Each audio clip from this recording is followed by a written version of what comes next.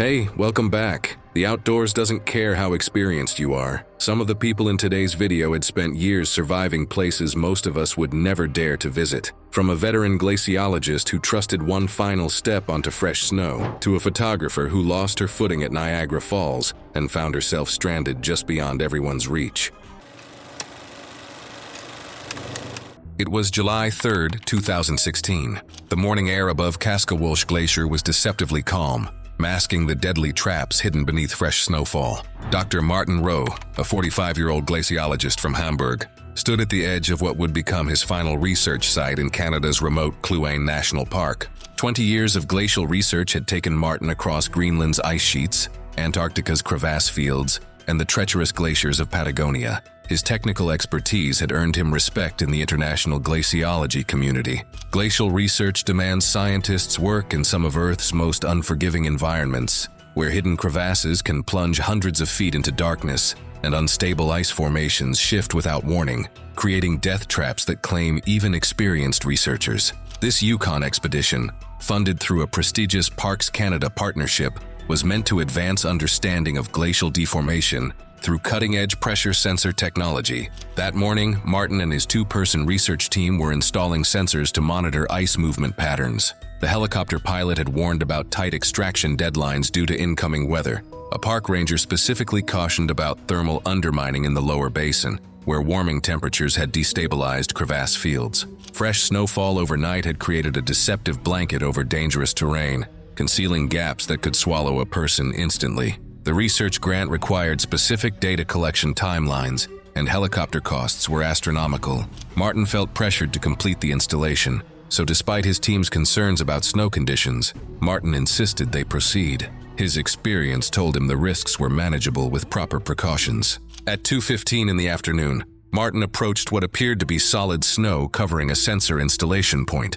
His teammates watched as he tested the surface with his ice axe, following standard protocols. The snow seemed stable, supporting his initial steps. But despite being meticulous, nature has something else in mind. Then the entire section collapsed beneath him. Martin plunged over 40 feet into the crevasse, striking a narrow ice ledge before sliding deeper into the blue-black void. His helmet light disappeared into darkness as his teammates heard the sickening impact of body against ice. They immediately rigged rappelling equipment, working frantically in the confined space. When they reached Martin 12 minutes later, he was unconscious with severe head trauma and obvious spinal injuries. He was still breathing, but it gradually became irregular. Despite their emergency medical training, the team could only provide basic first aid in the cramped crevasse. The steep glacial terrain and lack of nearby landing zones meant a medevac helicopter would take over an hour to reach them, even under optimal flying conditions. However, Martin's team's effort came to a stop when he suffered a seizure and died before the helicopter could reach their remote location. An autopsy later confirmed a basal skull fracture and cervical spine trauma as the primary causes of death. His body was extracted to Whitehorse, then flown home to Hamburg for burial. The research project was immediately suspended. Martin's death prompted Parks Canada to issue updated hazard maps and mandate thermal probes for all future glacial research. His case became a cornerstone of his team's field safety protocols, reminding scientists that even decades of experience can't eliminate nature's hidden dangers in the world's most remote places. It was July 22, 2016 in Paris catacombs. The morning above ground was ordinary. Tourists moving through the city, traffic steady, nothing out of place. Below, the air remained the same as it always did, still, cool and dry, carrying the faint mineral scent of stone and dust. There were no signs of danger at the entrance, no indication that anything inside had changed.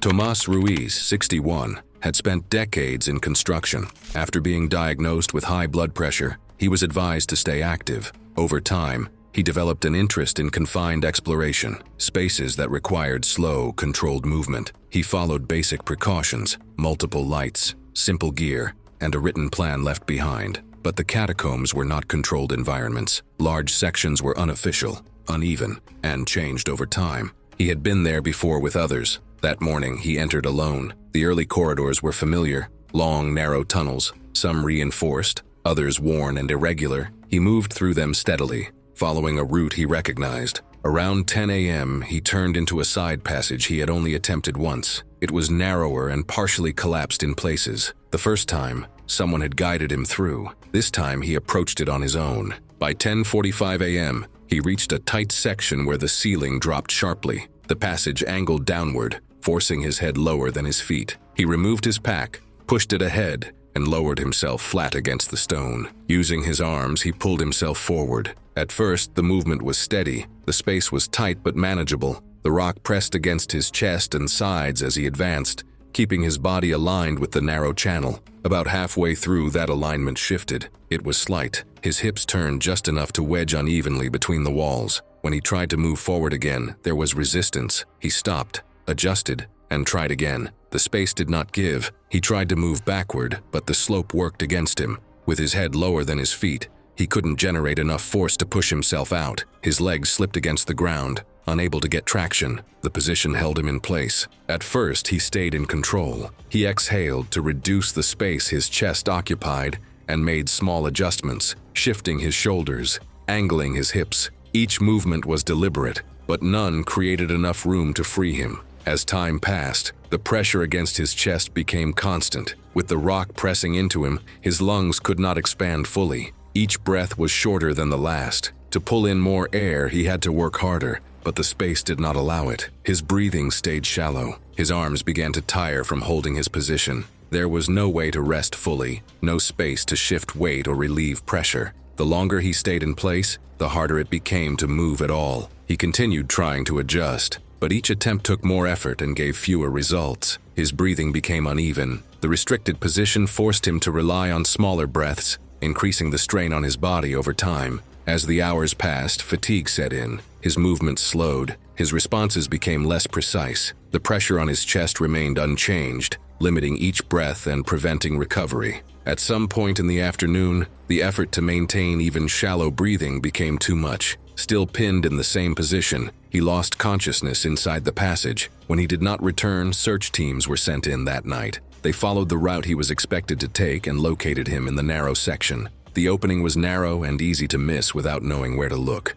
Once found, they could not reach him directly. The surrounding stone had to be chipped away piece by piece to widen the space enough to access his position. The work continued into the next morning. By the time they reached him, the passage around that section had been altered, but only enough to remove him. The cause of death was later identified as positional asphyxia. His chest had been compressed for too long, preventing normal breathing and leading to respiratory failure. After the recovery, no further changes were made. The area remained part of the same network, with the same tight angle and limited clearance. Movement continued through nearby sections of the catacombs, while that narrow passage stayed as it was, unchanged in how it allowed entry, and unchanged in how little room it gave once movement stopped. It was March 2017, and Hanoi's old quarter was loud, humid, and alive, with the kind of organized chaos that draws a certain type of traveler, the kind looking for something they can't find back home. Down a narrow street on the city's outskirts, a strip of restaurants operated with a specific draw for foreign visitors.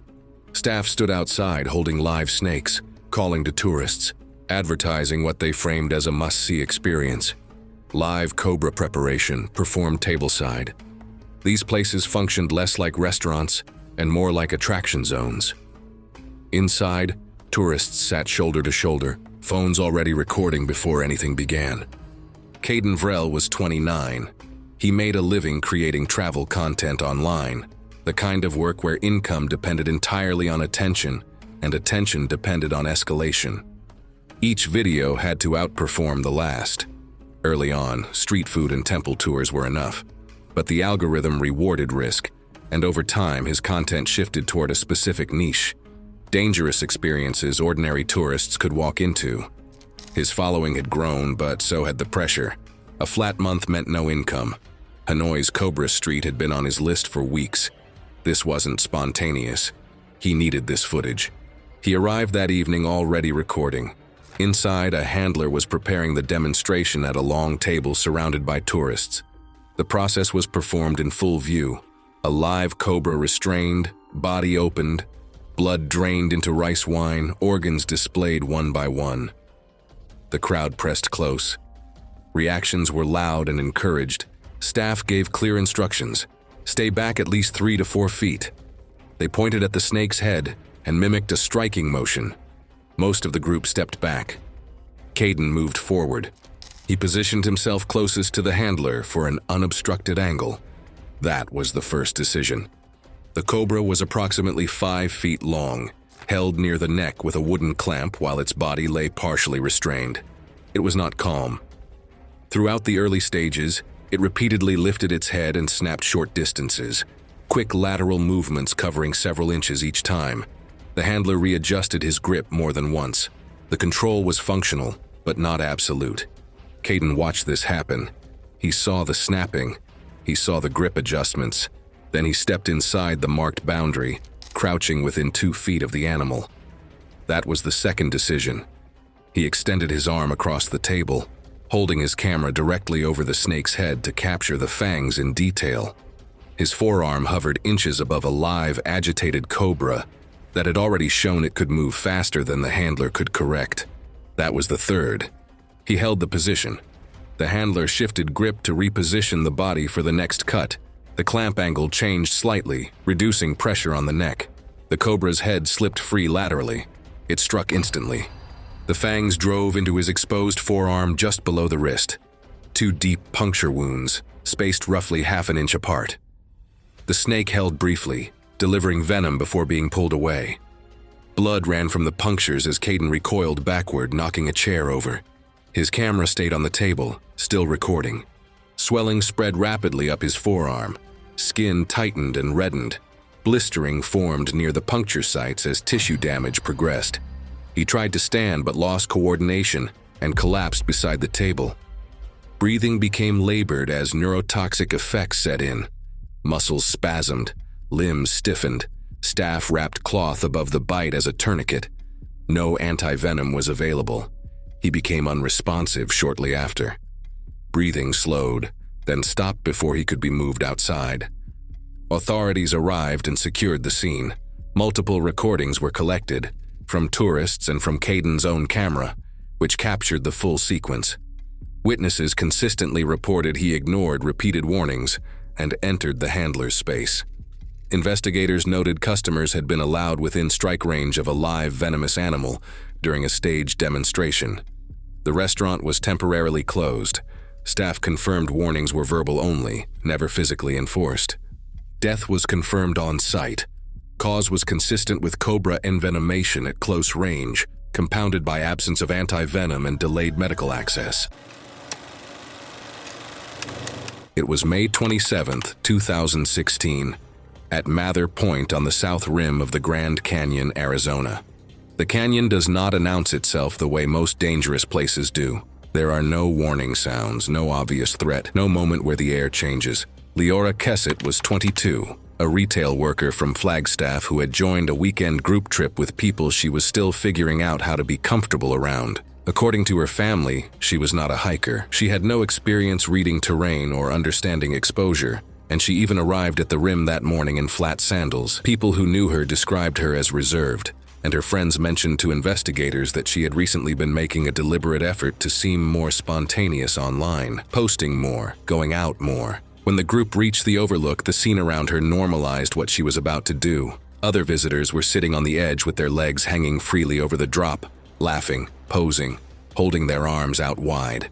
There was no barrier at the specific section she moved toward, beyond the main designated railing system a few yards back from the edge. She likely watched others do it for several minutes before she did it herself. She was not acting alone in some vacuum of poor judgment. She was doing exactly what the people around her were doing. Throughout the morning, a man in her group named Jalen had been the social engine of the trip, joking, clowning, staging fake scares near ledges. No one in the group told him to stop, and some even admitted to finding it funny. It had become part of the morning's texture. By the time Leora scooted to the edge and lowered her legs over the drop, with a friend raising a phone to take the photo, the dynamic was already established. A couple standing nearby later told rangers that Leora looked visibly tense once she was over the edge. She adjusted her foot position more than once, shifting her weight. Her palms pressed flat against the rock behind her. She was supporting herself with her arms. Her sandals, smooth-soled and gripless, rested against loose dust and abrasive limestone grit. And then Jalen came up from behind her as the camera lifted. He tapped both her shoulders at the same time to give her a jesting scare. It was not a shove.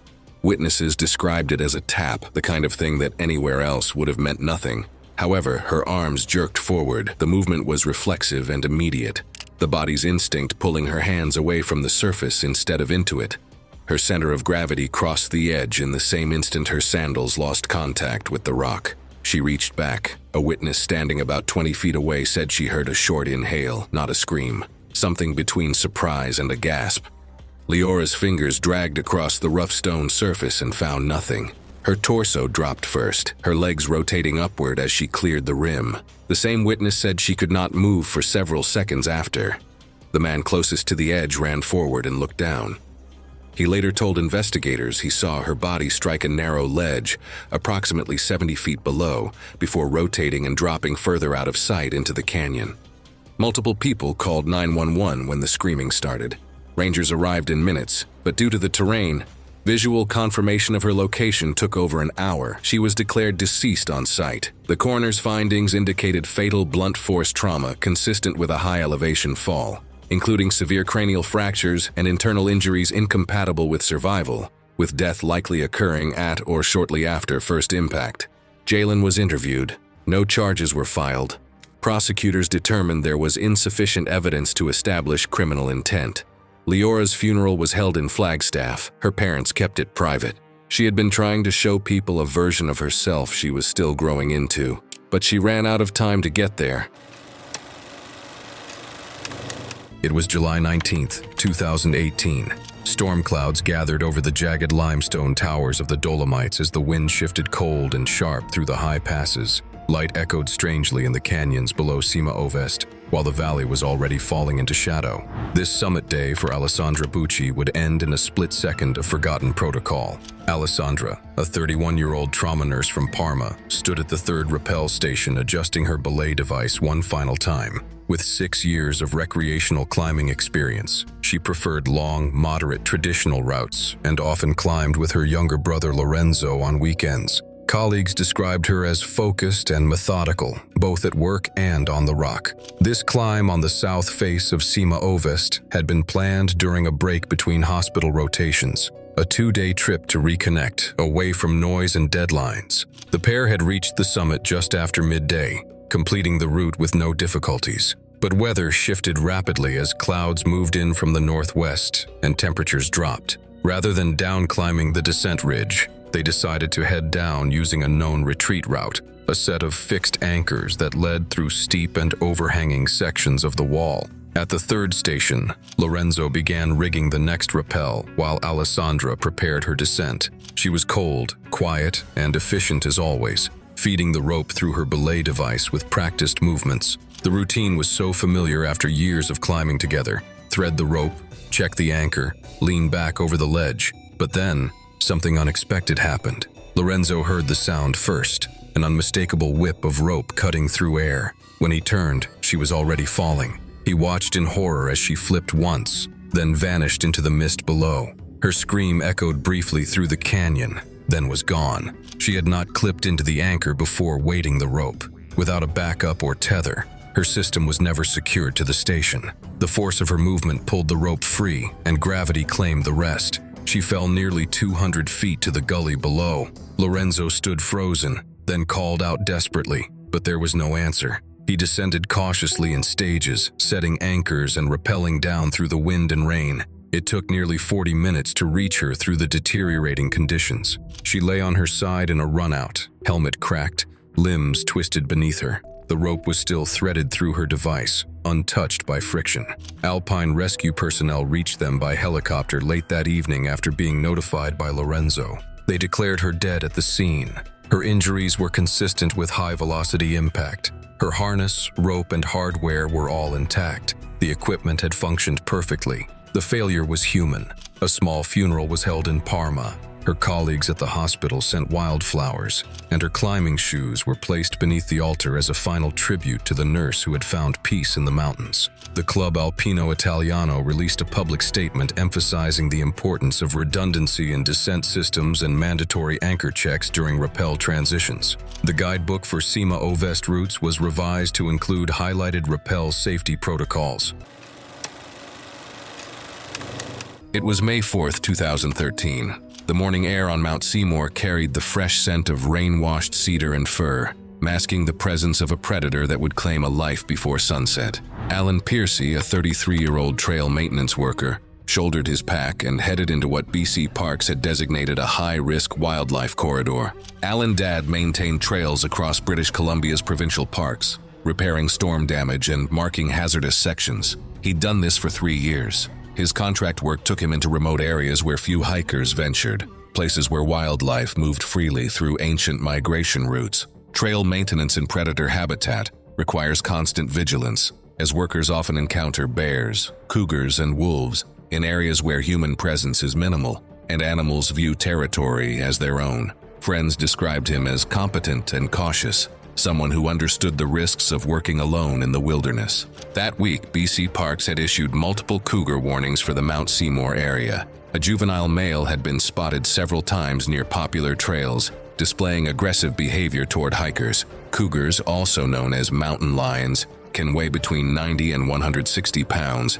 and have a bite force of over 400 psi, strong enough to puncture bone. Their danger lies in their stealth. They are ambush predators capable of attacking without warning, often aiming for the neck or skull to incapacitate prey instantly. The animal appeared to be establishing territory, a dangerous situation that often leads to human-wildlife conflicts. With post-storm trail hazards and limited staffing, the task couldn't be delayed, even with the wildlife notices in effect. Despite the warnings, Alan's supervisor assigned him to flag damaged trail sections. Alan carried standard safety equipment, a two-way radio, emergency whistle, and first aid kit. What he didn't have was bear spray or any wildlife deterrent, equipment that wasn't mandatory for contractors at the time. His radio check-ins were scheduled every 2 hours, a protocol that would prove inadequate for the danger he faced. At approximately 2:15 in the afternoon, a hiker on the lower ridge heard thrashing and sharp guttural sounds echoing through the forest above. Looking upslope through a break in the trees, he spotted a man, later confirmed to be Alan, standing alone on the trail. Without warning, a large, tawny-colored cougar launched from the underbrush behind him, knocking him to the ground in a blur of motion. The hiker froze as he watched the animal sink its jaws into Alan's neck, jerking violently while Alan thrashed beneath it. Alan kicked and flailed, striking the cougar's side and trying to shield his head, but the animal maintained its grip, clawing into his torso and dragging him off the trail. The struggle continued for over 30 seconds as the cougar repositioned and bit again, this time in his neck. The witness later said Alan's movements went still, and the cougar began dragging the body into dense brush. Shaken and unable to get closer, the hiker immediately called park rangers. When the search team arrived over an hour later, delayed by steep, uneven terrain and dense undergrowth, they found Alan partially concealed under fallen branches and debris. The scene told a horrific story. Deep claw marks scored nearby trees. The forest floor was torn with signs of a struggle, and the blood trail indicated the attack had moved downslope before stopping. Alan had suffered a fatal neck bite, puncture wounds through muscle and vertebrae consistent with a cougar's killing method. Wildlife forensics confirmed the attack came from a juvenile male cougar, likely the same animal from recent sightings. The cat had attempted to cache Alan's body under brush, typical behavior for cougars saving prey for later consumption. Conservation officers tracked and euthanized the animal within 48 hours. Alan's modest funeral in North Vancouver drew fellow trail workers and park staff who remembered his dedication to maintaining safe outdoor spaces. His death prompted immediate policy changes. BC Parks banned solo contractor deployments in high-risk wildlife areas and mandated bear spray for all backcountry workers. New warning signs were installed throughout Mount Seymour's wildlife corridors, serving as stark reminders that in British Columbia's wilderness, humans remain vulnerable to apex predators that view us as potential prey. It was October 13, 2014, at a coastal dive site in South Sinai, Egypt. The water was flat and clear. A few divers floated nearby. From the surface, everything looked calm and open. There was no sign of how deep it dropped or how quickly conditions changed below.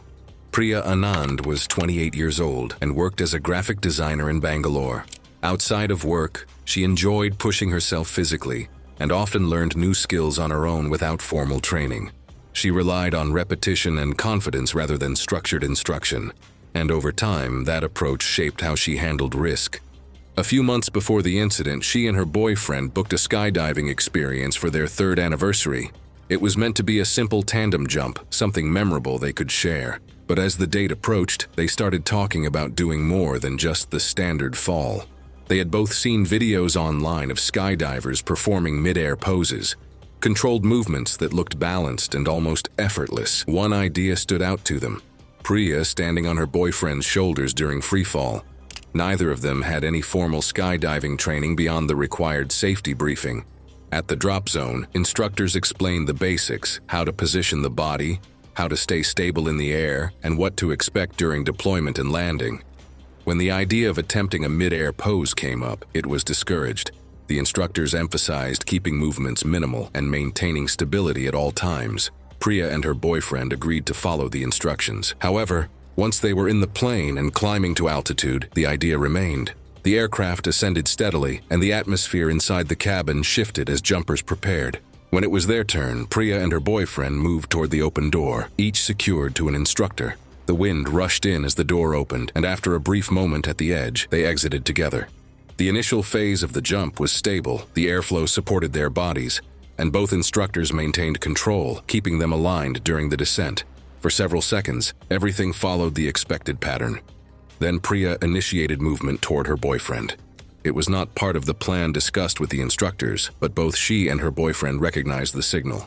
He adjusted his body position slightly, extending his arms to increase surface area and stability. Priya shifted closer and began to raise herself upward, placing her foot against his leg and pushing higher toward his shoulders. For a brief moment, the position was almost held, but the added weight disrupted the balance between them. His body dipped unevenly, and the airflow around them changed immediately. The stability they had at the start of the fall broke apart. Priya's footing slipped and the point of contact between them failed. She separated from him and began to rotate. The rotation was uncontrolled. Her body turned sideways, then into a spin. She attempted to correct it, but each movement increased the instability. The instructor behind her reached forward to regain control, but the combination of speed, position, and rotation made it difficult to secure her quickly. As they continued to fall, her body shifted into a head-down angle, increasing the speed and force of the airflow. With the altitude dropping, the instructor deployed the parachute earlier than planned. The canopy opened, but her body was not properly aligned. The force of the parachute deployment traveled unevenly through her body. Her lower half snapped into position first, while her upper body lagged due to the rotation. This created a concentrated strain through her neck at the moment of full deployment. From the ground, the parachute appeared to open normally, but the descent that followed lacked the controlled movement expected in a stable landing. Emergency responders were already on standby and reached her immediately after landing. She was unresponsive, and resuscitation efforts were started without delay, but there was no recovery. The medical report concluded that the cause of death was a fatal cervical spine injury caused during parachute deployment while her body was misaligned. The instability created during the attempted mid-air maneuver led directly to the conditions that made the deployment force uneven and concentrated. Her boyfriend landed separately with minor injuries. Instructors later confirmed that the maneuver they attempted required advanced training and precise coordination under controlled conditions. Without that training, even a brief loss of stability during freefall could escalate rapidly. It was October 7, 2016, and the sky over Albuquerque was wide open and blue. Morning temperatures sat in the low 60s. Light winds out of the south. Visibility stretched for miles. Conditions were near perfect for balloon flight. Stable air, gentle thermals, barely any crosswind. Across the Rio Grande Valley, dozens of balloons lifted off in coordinated intervals from designated launch fields. Ground crews tracking their drift as bright canopies caught early light above the mesa. From the ground, it looked effortless, controlled. Pilots manage altitude through heat. They do not steer. Direction depends on wind currents. Lateral drift is something you work around, not control. Near obstacles, margins collapse fast. Drace Flan was 41 years old. He ran a small business back home. Every decision ran through him. He was not a person who deferred to anyone. Not to employees, not to partners, and certainly not to a balloon pilot giving a safety briefing to tourists. He booked the ride to capture low-altitude aerial footage. He came with a camera, a plan, and the assumption the experience would conform to what he needed. The pilot covered the rules before liftoff. Keep all body parts inside the basket. Hold interior handles during altitude changes. Do not lean over the edge. Passengers were spaced within the basket to maintain balance, the pilot monitoring positioning as the balloon rose. Drace heard the rules. From the moment the balloon left the ground, he decided they were for everyone else. He moved to a corner for an unobstructed angle. Within minutes, he was leaning over the edge, camera past the perimeter. The pilot told him to pull back. He did, for a moment, then leaned out again. Further. He pressed the pilot to bring the balloon lower. The pilot refused and held a safe altitude buffer. Drace kept pushing. He wanted footage no casual tourist would get. The flight stayed calm. Controlled drift across the valley. Light steady. Then the transmission lines came into view.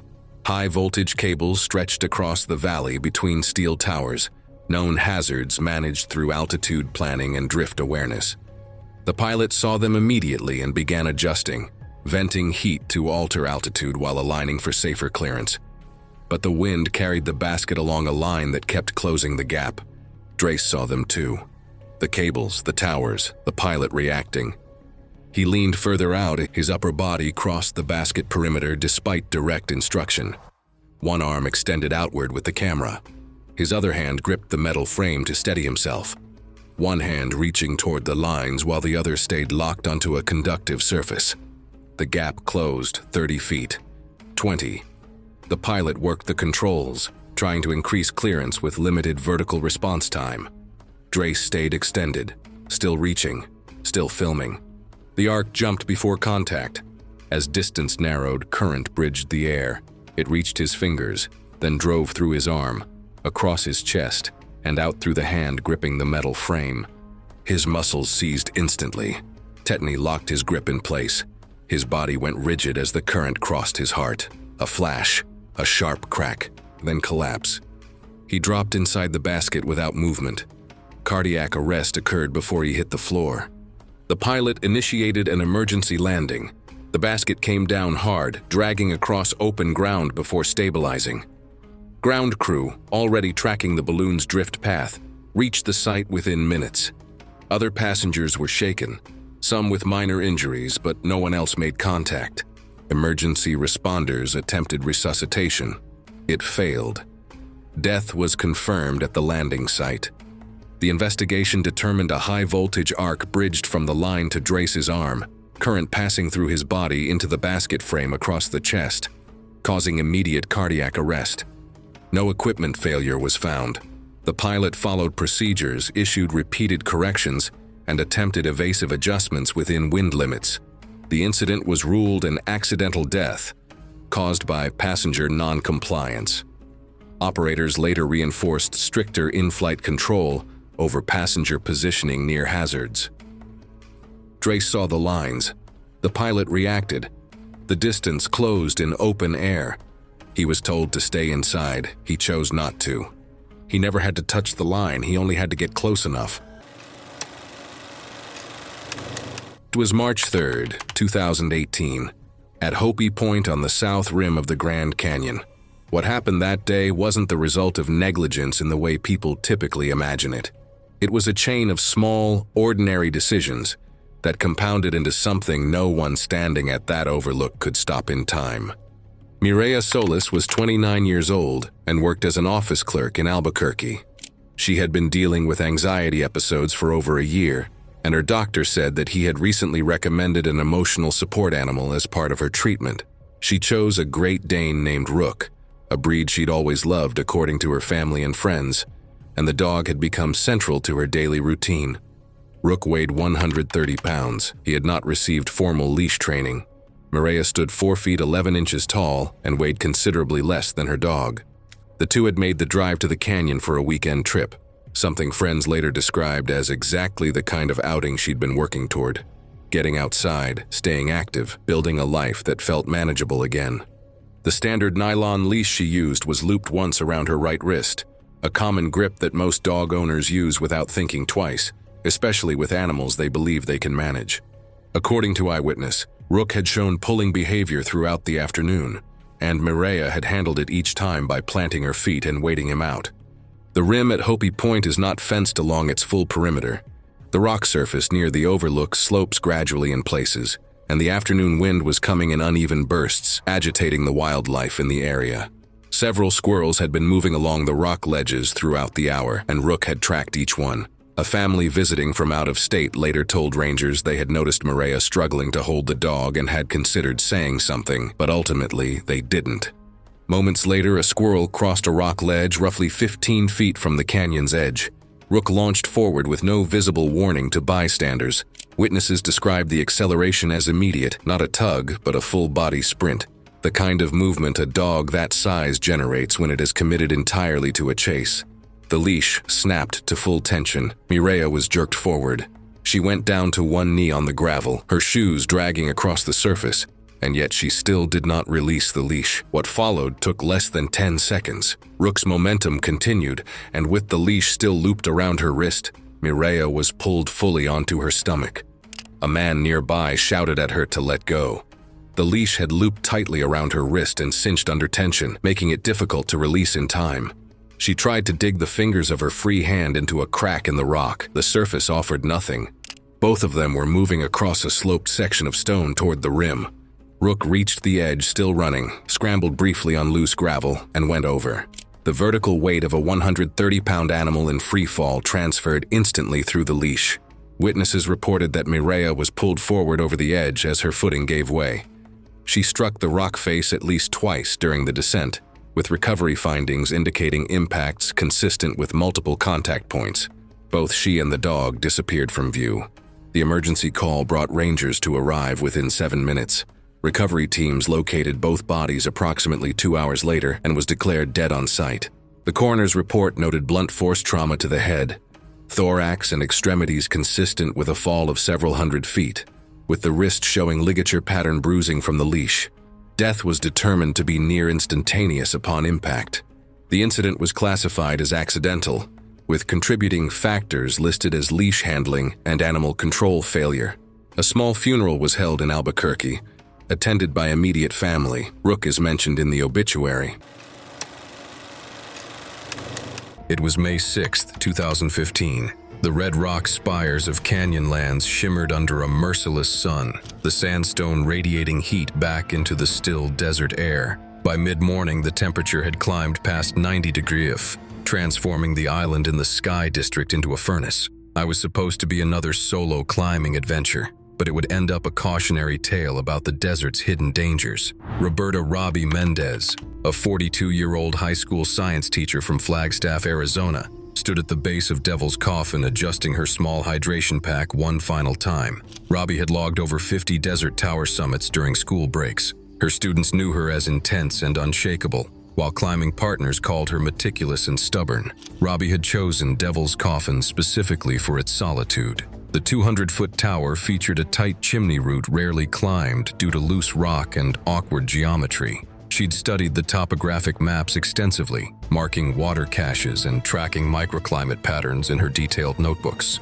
But that morning, mechanical trouble at camp delayed her start until after 10 a.m., hours later than planned, but she decided to proceed anyway. A group of climbers on a nearby wall watched Robbie enter the chimney using classic technique, bracing her back against one wall while pressing her feet against the other. She moved steadily upward, her form textbook perfect as she navigated the narrowing slot. Everything looked routine for the experienced desert climber. By noon, the temperature on the wall exceeded 100 degrees. Cole Hammond, climbing the adjacent formation, noticed Robbie had stopped moving. She was wedged between the narrowing walls, her body turned diagonally, arms trembling visibly from the extreme heat. Hammond shouted across the gully, offering assistance, but Robbie only nodded and attempted to reverse her position. 2 minutes later, disaster struck. Her body convulsed, then stiffened. She was completely stuck, unable to move up or down in the tight chimney. The combination of extreme heat, physical exertion, and her awkward position had triggered heat exhaustion.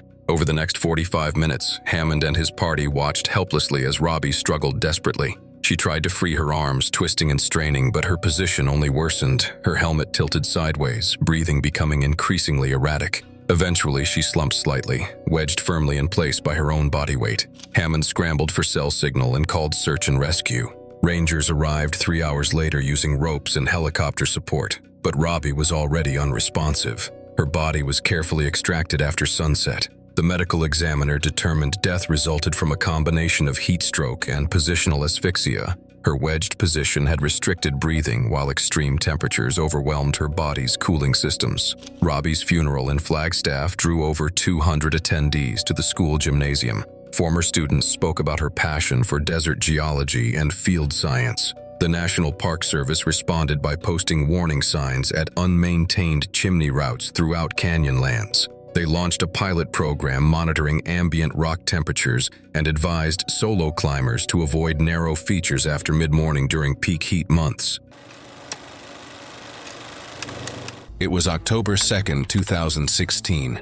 The morning mist clung to the steep ridgelines of La Amistad International Park, where the cloud forest's perpetual dampness had turned every surface treacherous. Dr. Risa Kawamura, a 40-year-old Japanese-American botanist, stood before a blocked trail that would determine her fate. Risa had spent 15 years documenting rare plant species across Central America's most remote locations. Her numerous field notes had contributed to the discovery of different species, earning her recognition in the international botanical community. Recently, a trip was funded through a climate resilience grant awarded to her team, with logistical support from a regional conservation group that specialized in remote canopy access. Months of planning went into coordinating gear, permits, and local guides to reach a stretch of lowland rainforest that had not been surveyed in over 2 decades. This expedition for her NGO was particularly important, cataloging canopy microhabitats that might disappear due to climate change.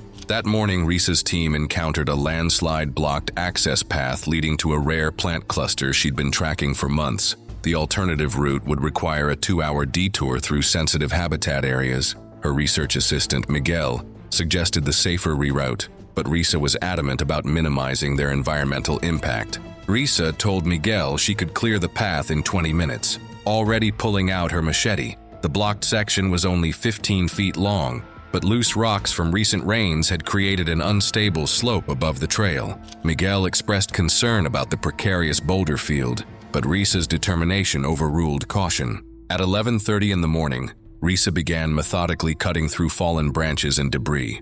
Her precise movements, reflecting years of experience working in delicate ecosystems, seemed to falter due to her eagerness to reach her goal. She was making more careless and faster rather than deliberate hacks through the foliage. And then her progress halted when disaster struck. The vibrations from her machete work loosened a boulder, roughly 200 pounds, from a ledge 30 feet uphill. It tumbled rapidly down the slope, gathering speed before slamming into Risa's chest with bone-breaking force. The rock tumbled down the steep slope, gathering momentum before striking Risa squarely in the chest. The impact hurled her backward with sickening force, slamming her spine against the trunk of a cecropia tree. It laid on her midsection and pinned her in place, the weight collapsing her ribcage with an audible crack. Her mouth opened in a silent scream, eyes wide in shock and agony. Miguel and the other team members immediately attempted to lift the rock, but it was too heavy and wedged against the tree trunk. Risa tried to speak but could only make gasping sounds as internal bleeding began. Her face grew pale as shock set in. Despite their desperate efforts, the team couldn't move the boulder. Risa died after 8 agonizing minutes, her lungs unable to expand against the crushing weight. Miguel's emergency satellite beacon brought rescue helicopters within 30 minutes, but they arrived too late. The autopsy found that Risa's ribs had been crushed on both sides, causing her chest to collapse and making it impossible for her to breathe. She also suffered severe internal bleeding from damaged blood vessels and organs, leading to death within minutes of being pinned. Risa's body was airlifted to San Jose, then repatriated to California for burial. Costa Rican authorities immediately closed the sector for 6 months, implementing mandatory terrain stability assessments for all research access zones. Her posthumously published species records became her lasting legacy, documenting biodiversity that future generations might never see. In the cloud forest's unforgiving terrain, one moment of determination cost the scientific community a brilliant researcher, whose work might have saved the very ecosystems that claimed her life. It was March 14, 2016 in Colorado. The morning was clear and cold, with no wind moving through the trees. The trailhead was empty, the ground still frozen from the night before. Everything felt steady and routine, like any other early start, with nothing suggesting the conditions would change later. Robert Hale, 34, worked as a substitute teacher during the week and ran long distances on weekends. He lived in Pueblo and had built his routine over the years, moving from short races to ultramarathons. He was training for one more event and planned a final long run on a 38-mile alpine loop he had completed twice before. Those runs were in late summer. This time, snow covered the upper sections, but the forecast called for clear skies and light wind. He started at 5:45 a.m. The temperature was about 17 degrees Fahrenheit. The first half went as expected. Lower sections were frozen solid, and he moved through them without trouble. Around mile 23, he crossed a wide snowfield. It held under his weight. A few miles later, another section did the same. By mile 28, higher on the ridge, conditions changed. Wind picked up, and the snow became less consistent. Some areas were firm, others softer. At mile 31, the trail curved into switchbacks, but a sloped snowfield cut across the hillside ahead. It looked similar to what he had already crossed. He paused, tested it with his pole, and stepped onto it. The first steps held. About 30 feet in, the surface gave way. His left leg broke through into softer snow. His body kept moving while the leg stayed trapped, twisting his position. He lost balance and fell onto his side. His upper leg struck a rock hidden under the snow. The impact broke his femur. He stayed still at first, trying to understand the position. His leg lay at an angle he couldn't correct. Any movement caused sharp pain. He reached for his satellite device and tried to send a message. Instead of triggering an emergency signal, he typed a short message saying he had fallen and broken his leg. It went to a personal contact. There was no reply. He remained on the slope as the temperature began to drop. The snow beneath him compressed, pulling heat away from his body. He tried to adjust his position to stay warmer, but movement was limited. His jacket and gear were not enough to block the cold coming from the ground. Over time, the effects combined.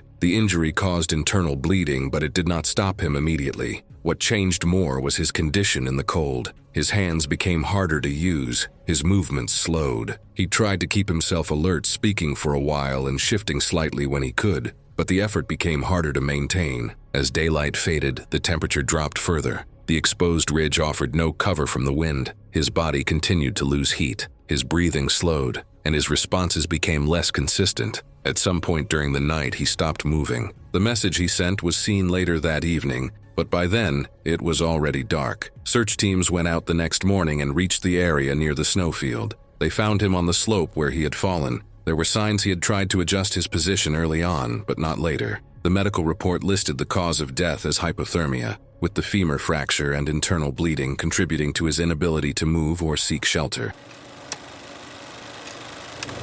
It was May 14th, 2016, and the desert outside Moab, Utah sat under a wide, cloudless sky. Temperatures hovered in the low 80s. The sandstone formations along the canyon rim glowed in warm afternoon light, their layered surfaces shaped by centuries of wind and water. Along the edge, the rock was not uniform. Years of erosion had hollowed out sections from beneath, leaving thin outer crusts that appeared solid from above, but carried almost no structural integrity. Fine grains of loose sand dusted the surface near the rim. A broader, flat viewing platform sat just a short walk away. Most visitors used it. Harleen Trost was 24 years old. She had recently quit a retail job to pursue content creation full-time, building a following around travel clips and outdoor photography. Her income was tied directly to engagement. Every post needed to outperform the last. She had developed a pattern of recreating risky poses she had seen go viral online, particularly cliffside balance shots framed against open drops. She was not a climber. She had no experience reading terrain, testing rock integrity, or managing exposure. She was traveling with two friends through southern Utah. Neither had outdoor safety training either. That morning, at a previous overlook, she had slipped on a rim edge and caught herself on one knee. She posted it before they reached the car. By the time they pulled into the next parking lot, it had several thousand likes and comments calling her fearless. She read them aloud on the drive. When they arrived at the canyon overlook, she was not thinking about the slip as a warning. She was thinking about how to make the next one bigger. Harleen walked past the established viewing area without stopping. She moved toward a narrow section of the rim where the canyon opened wide, and the background framed clean with nothing but sky. A metal post sign marked the area as unstable and prohibited approach. She walked past it. One of her friends photographed her doing so. Roughly 40 minutes earlier, a park ranger had spoken to her directly, told her the outer formations were undercut, and instructed her to stay behind the barrier rope. After his vehicle left the lot, she waited a few minutes and climbed back over. She wore flat-soled sneakers with worn tread. She spent close to 20 minutes adjusting angles along the outer edge. One of her friends pointed to the outermost lip and noted the light was better there. At one point, small fragments crumbled off the edge as she repositioned. She looked back. One friend shrugged. She said it was fine and moved forward. The other checked the sun angle on her phone and told her she had roughly 10 more minutes before the light changed. She stepped onto the outermost lip and lifted her left leg into a one-legged balance pose. Her full weight settled onto her right foot. The thin sandstone crust beneath it was already fracturing. A faint cracking sound formed under her shoe. The section she stood on sheared away in a single brittle failure. Her right foot dropped through. Her ankle rolled inward. Her knee collapsed. Her center of gravity passed the edge almost instantly. She went over in less than a second. The fall was approximately 280 to 300 feet. Partway down, her body struck a sloped rock ledge that rotated her head first. The final impact caused severe cranial fracture, rib collapse, and internal bleeding. There was no movement after impact. Her friends reached the rim within seconds. One had kept filming through the fall itself until the sound from below stopped. Emergency services were contacted immediately, but the vertical terrain required a rope access recovery team. Death was confirmed on scene. Investigators found the failure point was never capable of bearing a standing load. The footwear recovered showed minimal remaining tread. No safety equipment was found among her belongings. The local land operator installed additional warning signage and began discouraging visitors from approaching outer ledge formations. The official finding attributed the death to localized edge failure beneath an unsupported load on erosion-weakened sandstone. The clip spread widely in the weeks that followed, not because of anything dramatic in the footage, but because of how fast it happened. It was April 21st, 2017, on the Grand View Trail in the Grand Canyon's South Rim. Some people fall into accidents doing something reckless. Corin Velez got into one doing something he had been quietly, methodically building toward for 3 years, and the canyon didn't care about the difference. Corin was 34, a warehouse shift worker out of Nevada, who spent his off weeks the way most people spend their vacations, only without the comfort. He had developed a specific fixation on geocaching, not the casual suburban variety, but the obsessive forum-driven pursuit of caches that may or may not exist. A rumored cache somewhere off the Grandview Trail had circulated in his online community long enough to calcify into something that felt real. Friends said he had made the trip at least 4 times prior, each time returning with notes and rough coordinates he revised based on new threads. They said that he was not reckless by reputation. He was the opposite, deliberate, research-driven, and patient in a way that his coworkers found almost unusual for someone doing shift work. Based on his online footprint, he had done the reading. He knew the terrain type. Additionally,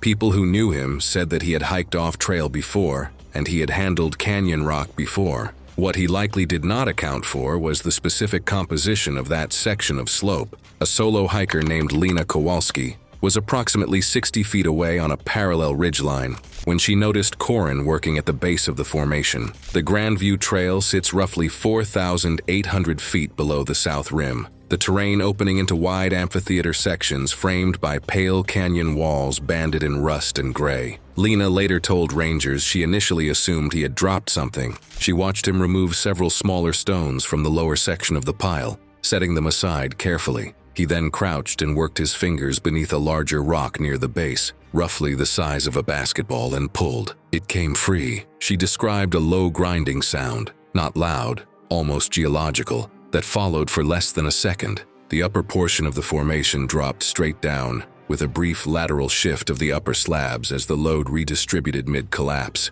There was no outward scatter, no dramatic spray of debris. The mass simply descended, the way a stack of unsecured lumber drops when a bottom piece is pulled. Lena said she heard a short sound from Corin, something between a word and a reflex, before it stopped. Multiple slabs estimated between 80 and 200 pounds fell across his torso. He was flat and pinned before the dust reached her. Smaller rocks continued sliding over the pile for several seconds. Lena could see his legs below the debris. They moved briefly, then did not. The formation had settled into a compact, compressed mass. She eventually reached 911 after a brief intermittent signal window at 11:27 a.m. Rangers reached the site in about 35 minutes due to off-trail access delays. Extraction required over an hour. Corin was declared dead at the scene. The coroner's report listed the cause as compressive asphyxia, combined with blunt force trauma to the chest and abdomen, consistent with sudden high-weight impact. His ribcage had failed bilaterally. Death was likely within minutes. The area was noted informally by rangers as geologically unstable, but was not officially closed.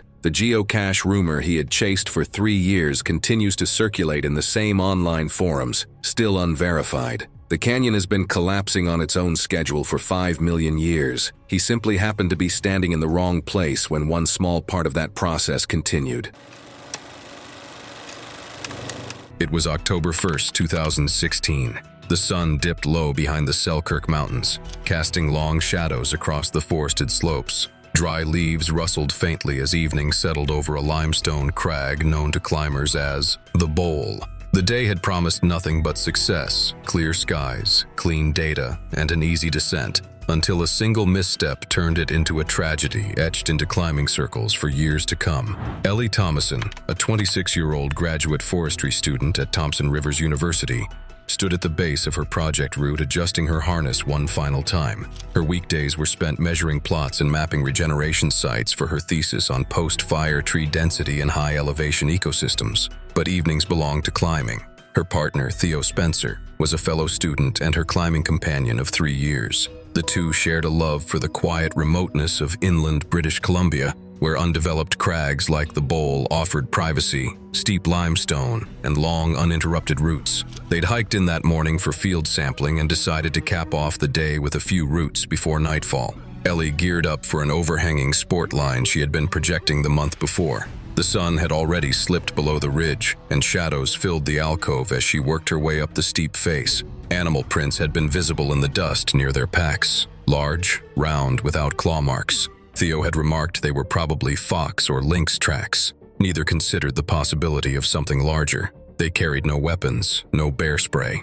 At approximately 6:40 p.m., Ellie clipped into the second-to-last bolt, her movements fluid and confident on the familiar holds. Theo stood 20 feet below managing the rope when he suddenly heard sharp rustling behind him. Turning, he caught a flash of tan muscle, a cougar, mid-sprint, bounding toward the base of the climb. The predator leapt upward with terrifying agility, claws scraping against limestone as it latched onto Ellie's left leg. She screamed once, high, startled, terrified. Her grip slipped as the animal pulled down with its full weight. She came off the wall and crashed onto rocks below, the cougar landing on top of her. The attack was swift and savage. The cougar launched from the brush like a snapped cable, its forelimbs clamping around her shoulders as its jaws locked onto her neck. She barely had time to scream before the weight of the animal drove her to the ground. Theo dropped the rope and sprinted forward, hurling rocks and shouting, but the cougar was already tearing into her torso with hooked claws, raking through fleece and flesh.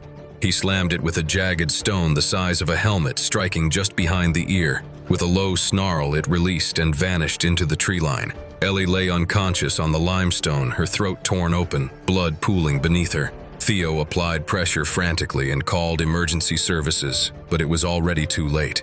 She bled out in less than 5 minutes as he held her. Authorities reached the remote site around 9 p.m., confirming fatal injuries from both the fall and mauling. Wildlife officers later tracked the cougar using scat and prints, discovering it was a severely underweight adult male driven into lower elevations by prolonged drought and prey scarcity. The animal was euthanized 2 days later. Ellie's funeral was held 6 days later in Kamloops, attended by classmates, professors, and members of the local climbing community. Her casket was closed. In the weeks following, provincial wildlife authorities increased patrols around the bowl and temporarily restricted climbing access. Thompson Rivers University issued a formal statement urging safety for student researchers working in remote areas. It was August 7, 2016, when 3 co-workers from Buffalo took rented kayaks onto the lower Niagara River. The water looked calm near the launch area, with a steady downstream flow that seemed manageable for casual paddling. Evan Ross, 33, worked warehouse shifts and spent most weekends at home, but he agreed to the trip after one of his co-workers found a route listed as moderate on a tourist map. They put on basic flotation vests from the rental kiosk and pushed off from a quieter section upriver to avoid the main group of tourists. For the first stretch, the current carried them smoothly. They drifted past rock-lined banks where patches of foam collected against the edges. The 2 co-workers paddled in front, their voices carried off by the steady slap of water against their kayaks.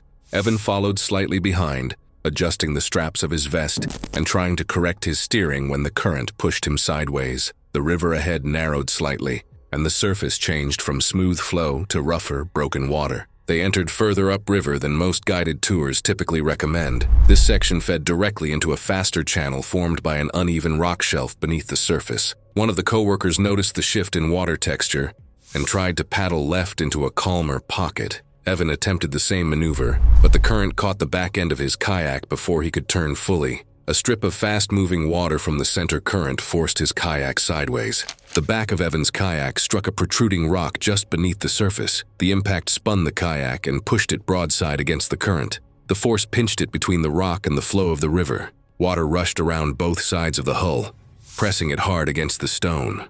Evan stayed upright, but only because the pressure of the current held the kayak in place like a clamp. The 2 co-workers paddled toward him, but stopped short when the current pulled at the front of their kayaks. One of them tried to angle closer, but the river pushed him offline immediately, forcing him to back away to avoid tipping. They threw a paddle toward Evan in an attempt to give him something to grip, but the current swept it downstream. Evan tried to push off the rock with his hands, but the force of the water made it impossible to break free. His kayak stayed jammed sideways, and his body shifted with each surge of current. For several minutes, he remained stuck in the same position, half submerged up to the chest as the river pounded against him. The pressure pinned him so firmly that each attempt to push off looked slow and limited. Water spray hit his face repeatedly, and his arms moved with less control as time passed. The 2 co-workers stayed in the eddy zone, unable to approach without risking capsizing. A few hikers on the riverbank noticed the scene and moved closer to the water's edge. But the distance and current left no safe path for intervention. The river continued pressing the kayak sideways until the hull shifted slightly. In one movement, the force pulled him downward into a deeper flow. His hands remained on the kayak's edge for a moment before slipping under. The kayak stayed pinned against the rock, but he did not resurface again. By late afternoon, the section of river where his kayak remained jammed was marked off with temporary tape by park staff. Rangers redirected foot traffic along the bank, guiding people away without offering details. The 2 co-workers stayed seated on the ground near the edge, silent and unmoving, watching the bright hull still pinned against the rock as the current pressed against it without change. A few hikers slowed as they passed, pausing at the tape before being asked to keep moving. The river activity shifted. Kayak renters returning to the launch were told that the upper section was no longer open for casual use that day. Staff members stood spaced out along the bank, watching the water rather than speaking. Later in the evening, a small recovery craft moved downstream, and a body was seen caught against debris near a bend where the water slowed. It was August 23rd, 2015. The morning air in Switzerland's Lauterbrunnen Valley was deceptively calm, hiding wind currents that would prove fatal within hours. Diego Ramirez, a 30-year-old electrical engineer from Santiago stood at the mushroom exit, adjusting his wingsuit one final time before what would become his last flight. Diego's engineering background gave him a deep understanding of aerodynamics and risk assessment that most base jumpers lacked. He had originally worked on wind tunnel simulations for aerospace firms before shifting his focus to full-time adventure sports. His precise decision-making and technical knowledge made him a sought-after advisor for wingsuit gear testing and flight planning. And for 5 years, he'd been perfecting his wingsuit technique across Europe's most challenging exits, accumulating over 200 successful jumps. That morning, Diego faced a decision that would cost him everything. Recent wind pattern changes in the valley had been discussed extensively in pilot forums, along with warnings about a newly installed high-voltage power line crossing the traditional flight path. Several experienced jumpers had advised postponing jumps until wind conditions stabilized. But, with 200 jumps in his record, Diego felt confident in his ability to compensate. His friends at the exit point voiced concern about gusting winds and a recently installed power line strung near the standard flight path, an unmarked hazard nearly invisible from a distance. Diego studied it through binoculars and calculated the necessary adjustments, confident he could compensate for the drift. At 11:45 a.m., he launched from the 3,000-foot cliff face, relying on his engineering instincts as he dropped into his signature flying position. For the first 30 seconds, Diego's flight looked perfect. His wingsuit cut through the alpine air with practiced precision as he navigated the valley's narrow confines. Then unexpected wind gusts pushed his trajectory slightly left, directly toward the power line he'd been so careful to avoid. He adjusted his body angle in a rapid attempt to correct course, but the margin for error was already gone. Diego struck the high-voltage cable at nearly 90 miles per hour. The impact severed part of his wingsuit's fabric wing, instantly destroying his aerodynamic control. Witnesses heard the sharp crack of electricity arcing, then watched in horror as Diego tumbled violently through the air, his damaged suit flapping uselessly. He crashed through the roof of a traditional Swiss barn, the impact killing him instantly from massive head trauma. One of Diego's spotters immediately radioed for emergency assistance after witnessing the impact. Rescue crews arrived by helicopter nearly 45 minutes later, delayed by steep alpine terrain. Paramedics pronounced Diego dead at the scene before airlifting his body to a hospital in Innsbruck. The autopsy report concluded that death was instantaneous, with no evidence of prolonged suffering. Diego's funeral was held 6 days later in Santiago. His parents requested a closed ceremony, and his wingsuit was displayed beside his casket as a symbol of both his passion and precision. Aviation authorities launched an internal review following the incident, focusing on visibility and regulation of utility installations near base jumping corridors. As a result, local municipalities began coordinating with flight organizations to better mark aerial hazards in the region. It was September 12, 2017, on a mountain trail in Colorado. The morning was clear, with cool air at higher elevation and steady visibility across the ridge.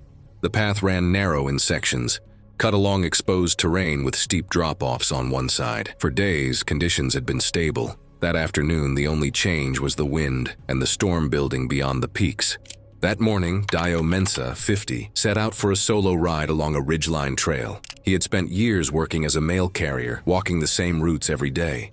When knee problems forced him to stop, the sudden loss of routine stayed with him. Cycling became his replacement, something structured, physical, and measurable. He rode alone, gradually increasing distance, using each ride to rebuild what he felt he had lost. The trail followed a narrow ridge, with loose gravel layered over hard-packed dirt. Early in the day, conditions were stable. The sky was clear, the ground firm, and the wind light. He moved steadily, staying controlled through the exposed sections. By midday, the environment began to shift. Wind pushed across the ridge in stronger bursts, cutting sideways through open areas. He paused and stepped off the trail, watching the movement below as trees bent and dust lifted in short waves. The gusts came and went, then eased enough to continue. Around 1:30 p.m. he resumed riding. The first stretch held steady. He stayed seated, managing speed and balance as the trail curved along the edge, with a steep drop to one side. It required focus, but it was within his ability. Farther along, the sky began to close. Clouds moved in from higher ground, dimming the light. The temperature dropped slightly. A low rumble of thunder followed, distant but distinct.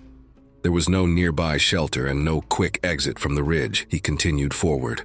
Partway through an exposed section, the air shifted again. The wind dropped briefly, followed by a sudden flash.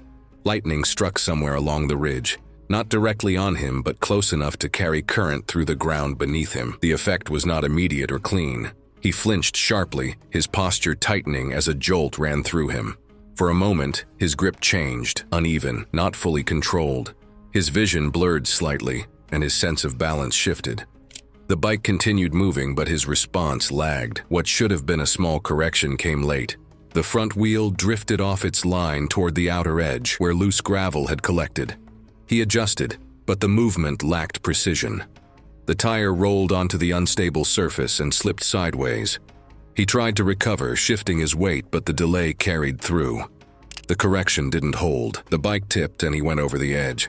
The slope below was steep and uneven, breaking into dirt and exposed rock. He struck the incline first, then continued downward, tumoring across the terrain. The descent carried him through multiple impacts before he came to rest against a cluster of rocks below the trail. Above him, the bike remained near the edge, caught in low brush. The storm moved through shortly after, bringing wind and light rain. No other riders were in the area. His satellite device remained secured in his pack. When he failed to check in that evening, his daughter reported him missing. Search teams used his last known signal to narrow the area and reached the ridgeline the following day. He was found below the trail where the fall had ended. The medical report listed the cause of death as blunt force trauma from the fall. Evidence of electrical exposure was also noted, consistent with a nearby lightning strike affecting the ground. Investigators determined that the brief disorientation and delayed motor response following the strike contributed to the loss of control that led to the fall. It was June 4th, 2015, and the midday sun pressed down on the South African bushveld. Temperatures in the low 90s, air dry and still. Dust hung above the dirt roads winding through the safari park, a private drive-through reserve where visitors navigated predator enclosures in their own vehicles. Rules were posted at every gate. Keep windows closed. Do not exit your vehicle. Do not approach the animals. At check-in, staff repeated these instructions. They explained the enclosures held free roaming lions. They explained the vehicle was the only barrier. Every visitor heard this before the first gate. Trina heard it too. Trina Glisk was 29 years old. She worked a sales job back home. Phones, targets, quotas. The kind of work where every day blurred into the next. What bothered her wasn't the work itself, but how safe everything felt.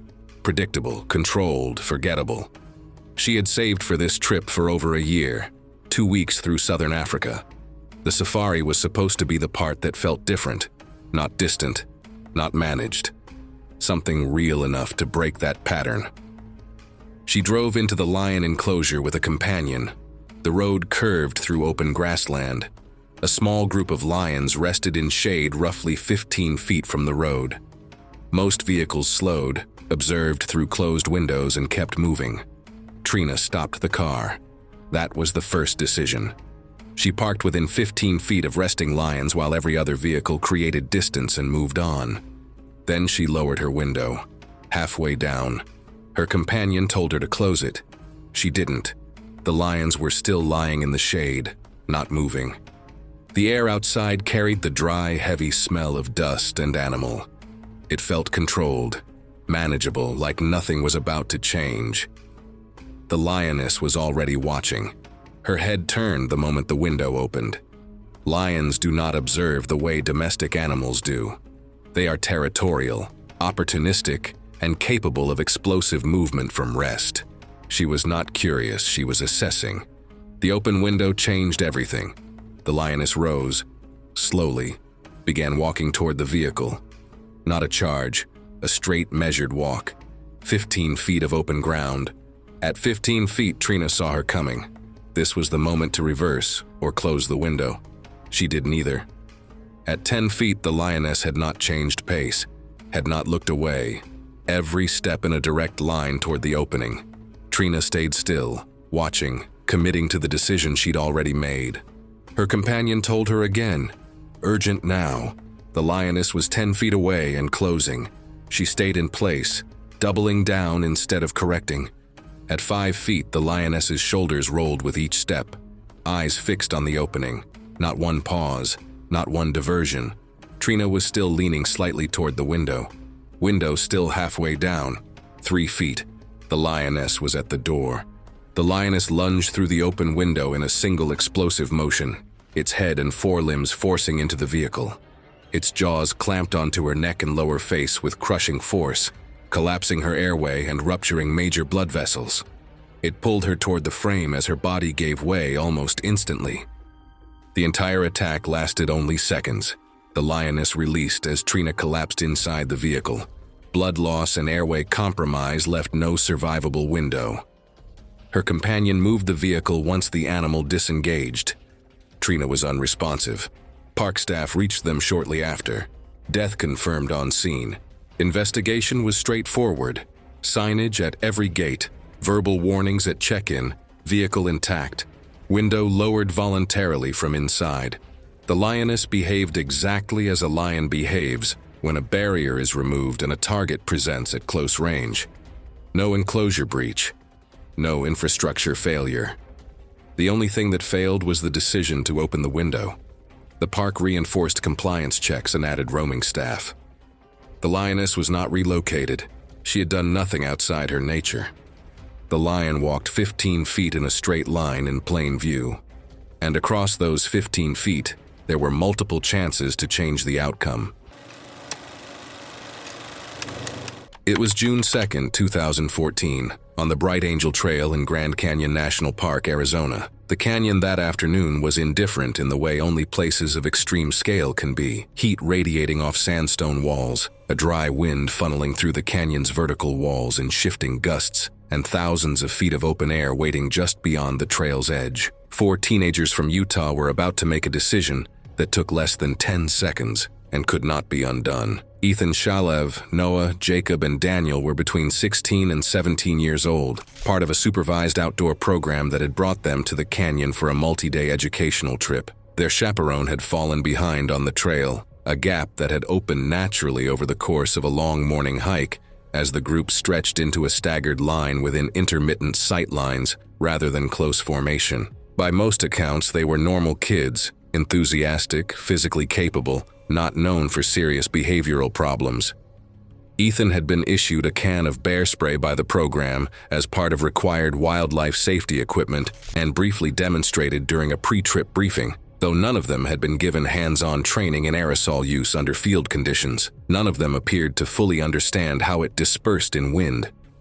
When Noah spotted a juvenile rattlesnake resting near a cliffside section of the trail, it was stationary and non-aggressive. The logical response, the one every trail sign, ranger briefing, and piece of outdoor literature would have told them, was to give it space and keep moving. Instead, the bear spray came out. What followed wasn't malicious. It was the kind of impulsive group logic that forms in seconds among teenagers. Someone suggested it, no one stopped it, and the moment carried itself forward. They later said that they were not thinking about consequences, likely because nothing in their experience had yet taught them that a moment like this could have any. Ethan was the one who ultimately brought the canister up. The wind on that section of trail was shifting. Ethan discharged the canister at close range in the direction of the snake. Bear spray is not like insect repellent. It is a high-pressure aerosol loaded with concentrated capsaicin compound, designed to stop large predators, and it disperses in a wide, fast-moving cloud. The wind caught it immediately and pushed it back.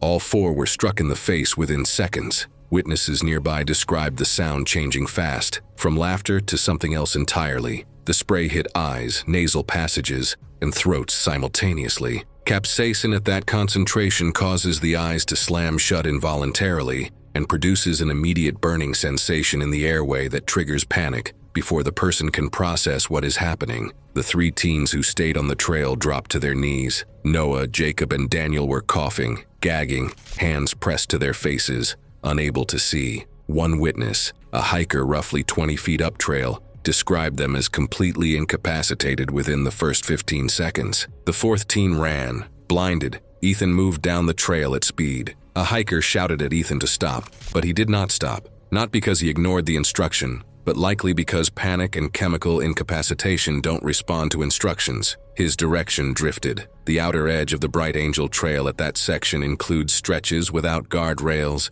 and with steep, unprotected drop-offs immediately beyond the maintained tread surface. The ground there is loose, decomposed granite and compacted dust, and it does not hold a footstep the way it appears to. The witness later told rangers he heard scrambling, the specific sound of someone trying to correct footing that was already gone. And then Ethan went over the edge. Ethan struck a ledge approximately 30 to 40 feet below the trail surface and came to rest on a lower shelf, partially obscured from the trail above. Ethan did not move after impact. The witness stood at the edge and could see enough to know the situation was not survivable, but could not reach him. Multiple hikers called 911 at 3:41 p.m. Rangers reached the trail location within 12 minutes. Locating and accessing Ethan required an additional 50 minutes due to the technical terrain. He was pronounced dead at the scene. The coroner's findings indicated fatal blunt force trauma to the head and torso, consistent with an uncontrolled fall onto rock at that distance,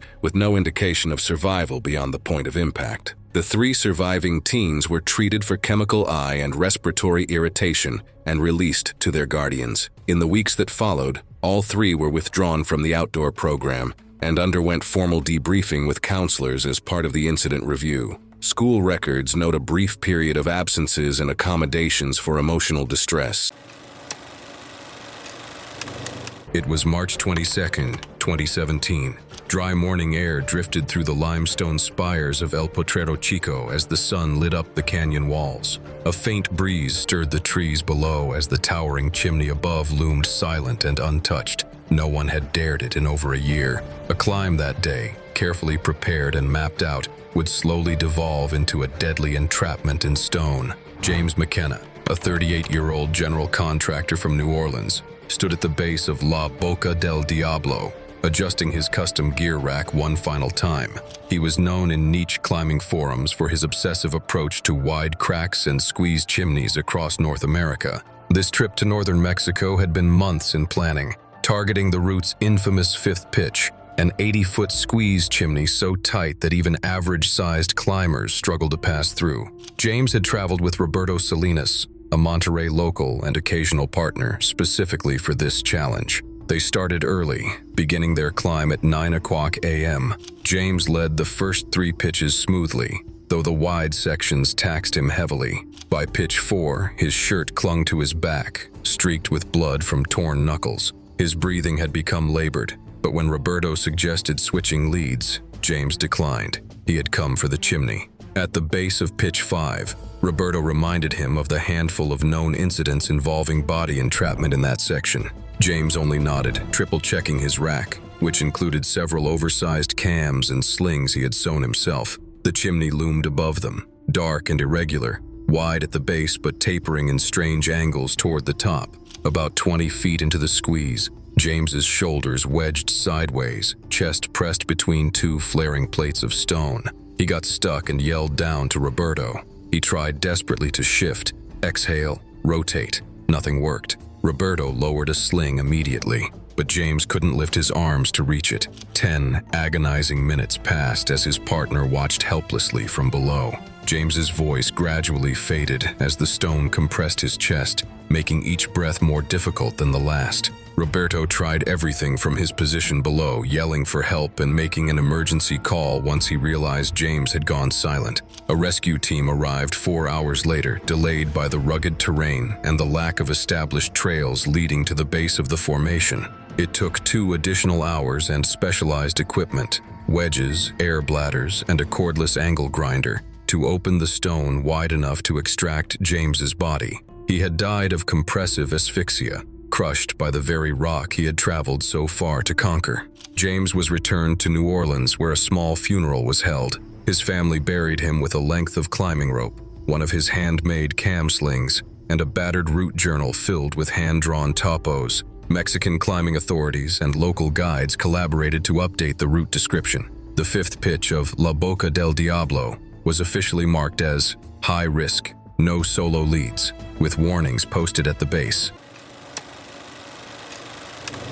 It was February 11, 2016, at Terrapin Point on the American side of Niagara Falls. Temperatures had stayed below freezing for several days, causing mist from the falls to freeze on contact across railings, pathways, and exposed ground. The viewing platforms were open, but sections near the edge had been partially barricaded with posted signs warning of unstable ice. Snow from earlier in the morning had drifted over the lower part of the caution markers, making the barrier look less defined than usual. Only a few visitors were scattered around, moving slowly along the icy paths. Among them were 3 art students carrying camera bags and lightweight tripods. Mia Faris, 24, had traveled with 2 classmates to capture winter shots of the partially frozen falls for a college exhibit.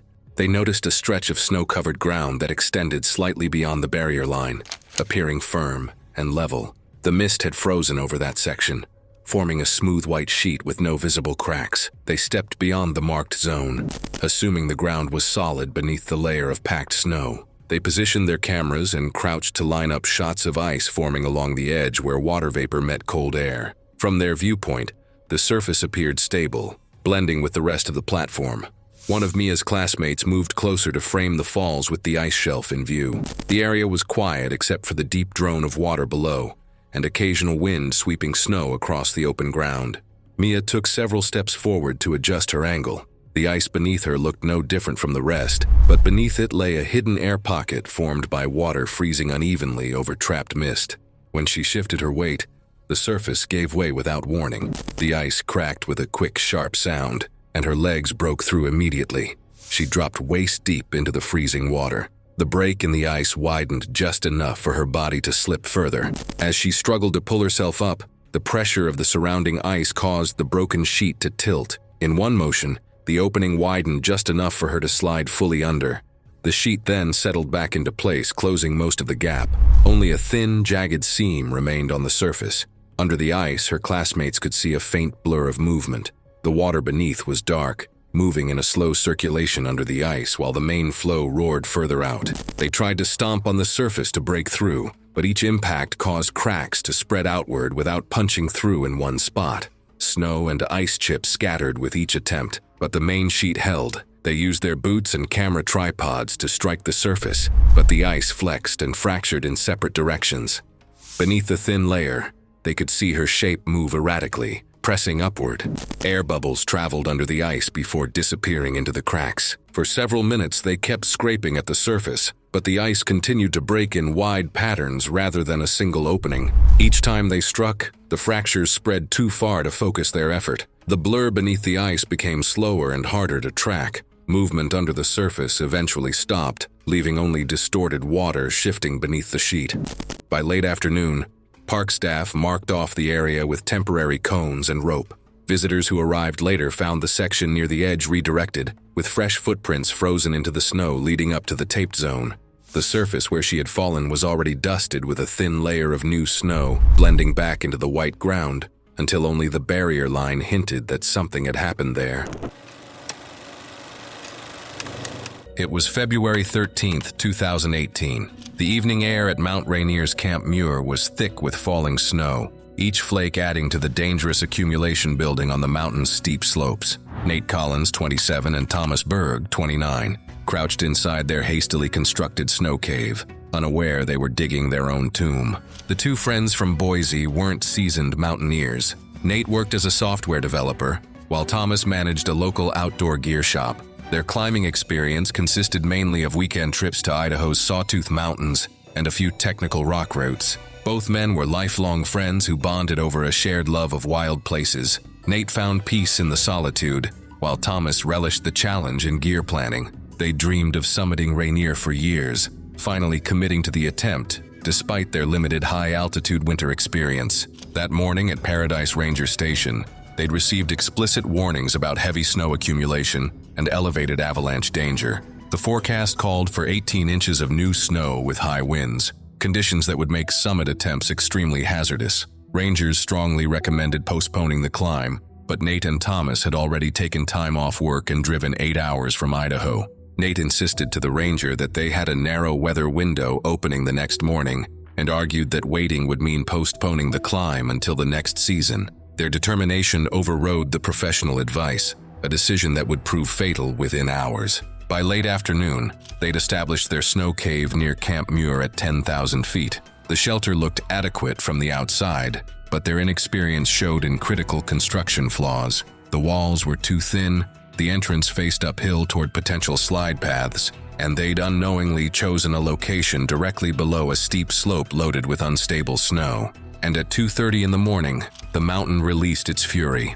A massive avalanche, triggered by the weight of fresh snowfall, swept across their campsite with devastating force. The slide carried thousands of tons of snow and debris, instantly collapsing their inadequate shelter. A mountain guide camped 200 yards away heard the thunderous roar and felt the ground shake. He immediately activated his emergency beacon, knowing that anyone caught in the slide's path had little chance of survival. The avalanche debris field stretched over 300 yards, burying everything under 6 feet of concrete hard snow. Nate and Thomas had died instantly from massive blunt force trauma when thousands of pounds of compacted snow and ice collapsed onto their snow cave, driving their bodies into the frozen ground. The autopsy revealed crushed skulls, shattered ribs, and severe spinal fractures, injuries so catastrophic they never had a chance to scream, move, or reach their emergency beacon. When Nate and Thomas failed to check in via satellite messenger that evening, their emergency contact, Thomas's sister in Boise, alerted park authorities. Recovery operations began at first light, but dangerous conditions prevented immediate access to the burial zone. Search teams using avalanche probes worked methodically through the debris field for 2 days before locating the bodies. Their deaths prompted the National Park Service to review avalanche education requirements for winter climbing permits. The tragedy highlighted the deadly gap between enthusiasm and experience in high-altitude mountaineering. Their funeral in Boise drew hundreds from Idaho's climbing community. Friends shared stories of past hikes and laughter-filled campfires, underscoring the deep loss felt by those who had known them beyond the summit goals. It was August 14, 2018, in the countryside of California. The morning was already warm before 9, dry and still. The road felt familiar. The trees didn't move. From the trailhead, everything looked normal. No smoke, no warnings, nothing unusual. It felt like any other quiet summer morning in the foothills. Lena Schreiber was 52 and had spent most of her life teaching 4th grade in Fresno. After retiring, she focused on photography, spending weekends in the Sierra foothills documenting burn areas. She tracked how wildflowers, especially fire poppies, returned after fires, revisiting the same sites over time to build her own record. That morning, she returned to a burn scar from 2 years earlier to document it again. She arrived just before 9 a.m. The temperature was rising, with a forecast in the upper 90s. Fire danger was very great, but she did not check for active fire updates. The area was familiar to her. By 10:15 a.m., she was deep inside the burn scar. The ground was uneven, layered with ash and dry grass, broken by clusters of bright orange poppies. She moved slowly through the area, stopping often, crouching low to frame shots, adjusting her position by small amounts to capture the details she had come for. This was the part she cared about most. Close work, patient, controlled. Around 10:30, she noticed the smell of smoke. She stood and looked toward the ridge. A thin column was rising in the distance. It didn't appear aggressive. There were no visible flames, no sound beyond the usual quiet of the forest. She took a photo of it, then turned back toward the road. The distance was short, less than a third of a mile. She began walking, retracing her way out. The burn scar around her was not open space. Dead trees stood dry and brittle, and fallen branches covered the ground. The same conditions that allowed the flowers to grow had also left the area filled with dry fuel, and months without rain had left everything ready to burn. At about 11 a.m., the wind shifted. She heard it before she saw anything change, a steady rush building through the trees, louder than before. The sound moved across the ridge like a wave. Then the fire reached the slope above her. It did not appear as a single advancing line. Instead, embers lifted high into the air and carried forward on the wind, dropping into the dry ground ahead. Small fires began to appear in separate patches, first one, then several more, igniting grass, fallen branches, and dead wood at different points around her. Within minutes, the pattern changed. She was no longer moving away from a distant fire. It was forming around her. The air heated quickly, smoke thickened and became harder to breathe. She took out her phone and called 911, saying she was in a burned area near a forest road and the fire was getting closer. The dispatcher asked for her location, but the signal kept cutting out. She tried to give details, but the call dropped before she could finish. She started moving toward the road. The ground slowed her down. Ash covered the surface and hid uneven areas. Rocks shifted under her steps, and fallen logs blocked parts of the path, forcing her to go around them. The distance was short, less than a quarter mile, but progress was slow. Behind her, the fire continued to move forward. Wind pushed embers ahead of the main fire, starting smaller fires in front of her. Flames appeared across her path. The fire was no longer only behind her. The heat increased and the air became hotter and harder to breathe. Smoke reduced visibility to a few feet. She continued moving, but more slowly. Her breathing became shorter, and each breath brought in heat and ash. Her eyes watered, and it became harder to see the ground ahead. The road was nearby but no longer visible. The fire reached her position before she reached the road. Search teams went in the next day after the fire moved through. The ground was still warm in some spots, covered in ash, with burned branches and debris scattered across the area. They found her less than a quarter mile from the road, in a section where the fire had passed through quickly and left almost nothing standing. Her camera was found nearby. The last photo showed part of the ridge with smoke already rising in the background. There were no clear landmarks in the image. The area around her showed that the fire had spread fast. Small fires had started ahead of the main flames, and the burn pattern was uneven, likely pushed by wind. The conditions made it difficult to move through the area on foot. It was November 23rd, 2018, and the field outside Chiang Mai glowed under a darkening sky. Warm air hung heavy as hundreds of paper lanterns, thin frames with open flames, lifted into the night. It looked calm, beautiful even. But on the ground, conditions were unstable. Wind shifted in irregular gusts, and when it caught a lantern during ignition, the flame tilted sideways, sometimes directly toward the person beside it. There were no roped-off zones, no fire suppression in the crowd, no separation between the people lighting lanterns and the people next to them. From the edges you could see it clearly, flames tipping in the wind, heat pulsing through a packed crowd. The view was still stunning from the perimeter, safer, wider. Most people with any awareness of the risk stayed there. Alexis Dwank was 27 years old. She worked a service job back home, long hours, late nights, the kind of work that grinds you flat. This trip was her reset. 3 weeks through Southeast Asia, documenting everything. The lantern release was supposed to be the centerpiece, the one clip that made the whole trip worth it. She wore a loose cotton dress that evening, light, flowy, below her knees. She picked it because it looked good on camera. She was walking into an event built around open flame and chose the most flammable thing she owned. She could see fire being lit across the field as she entered. She did not stay at the edge. She pushed into the center, the ignition zone where lanterns were lit at arm's length in every direction. She could feel heat on her skin. She could see flames tilting when the wind gusted, swinging horizontal feet from people. This was happening around her continuously. She watched it through her phone and did not adjust her position. Not once. A lantern beside her lifted unevenly. Wind caught the frame. The flame swung sideways and hung roughly 18 inches from where she stood. A full gust cycle. She could see it. People near her shifted away. She did not. Her phone was raised, 18 inches between her dress and open flame. One step would have changed everything. She stayed for the shot. A second gust pushed the flame into the lower hem of her dress. Cotton caught. Fire climbed the weave, 6 inches in 2 seconds. She stepped backward. Movement pulled air across the burning surface. Oxygen fed the flame. It accelerated, past her knees, spreading faster than anyone could react. She had never considered what to do if her clothing caught fire. She came to a fire event with no plan for fire. People reached in with bare hands. Cotton burns faster than skin can smother. Nobody had a blanket or anything dense enough to cut oxygen. The fire outran every attempt. It reached her torso. She inhaled. Superheated gas and smoke entered her throat and lungs. Airway tissue swelled instantly. Each breath pulled less air and more heat. Breathing became painful, restricted, failing, burning on the outside, closing shut on the inside. She collapsed. People doused the fire with bottled water. Multiple attempts. The delay was long enough for burns to reach severe depth across a significant portion of her body. She was transported with extensive burns and acute inhalation injury. She did not recover. Death was confirmed days later.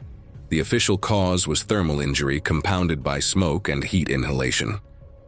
Following the incident, organizers implemented stricter crowd control measures, including expanded buffer zones between ignition areas and spectators, designated lighting zones, and additional on-site fire suppression teams.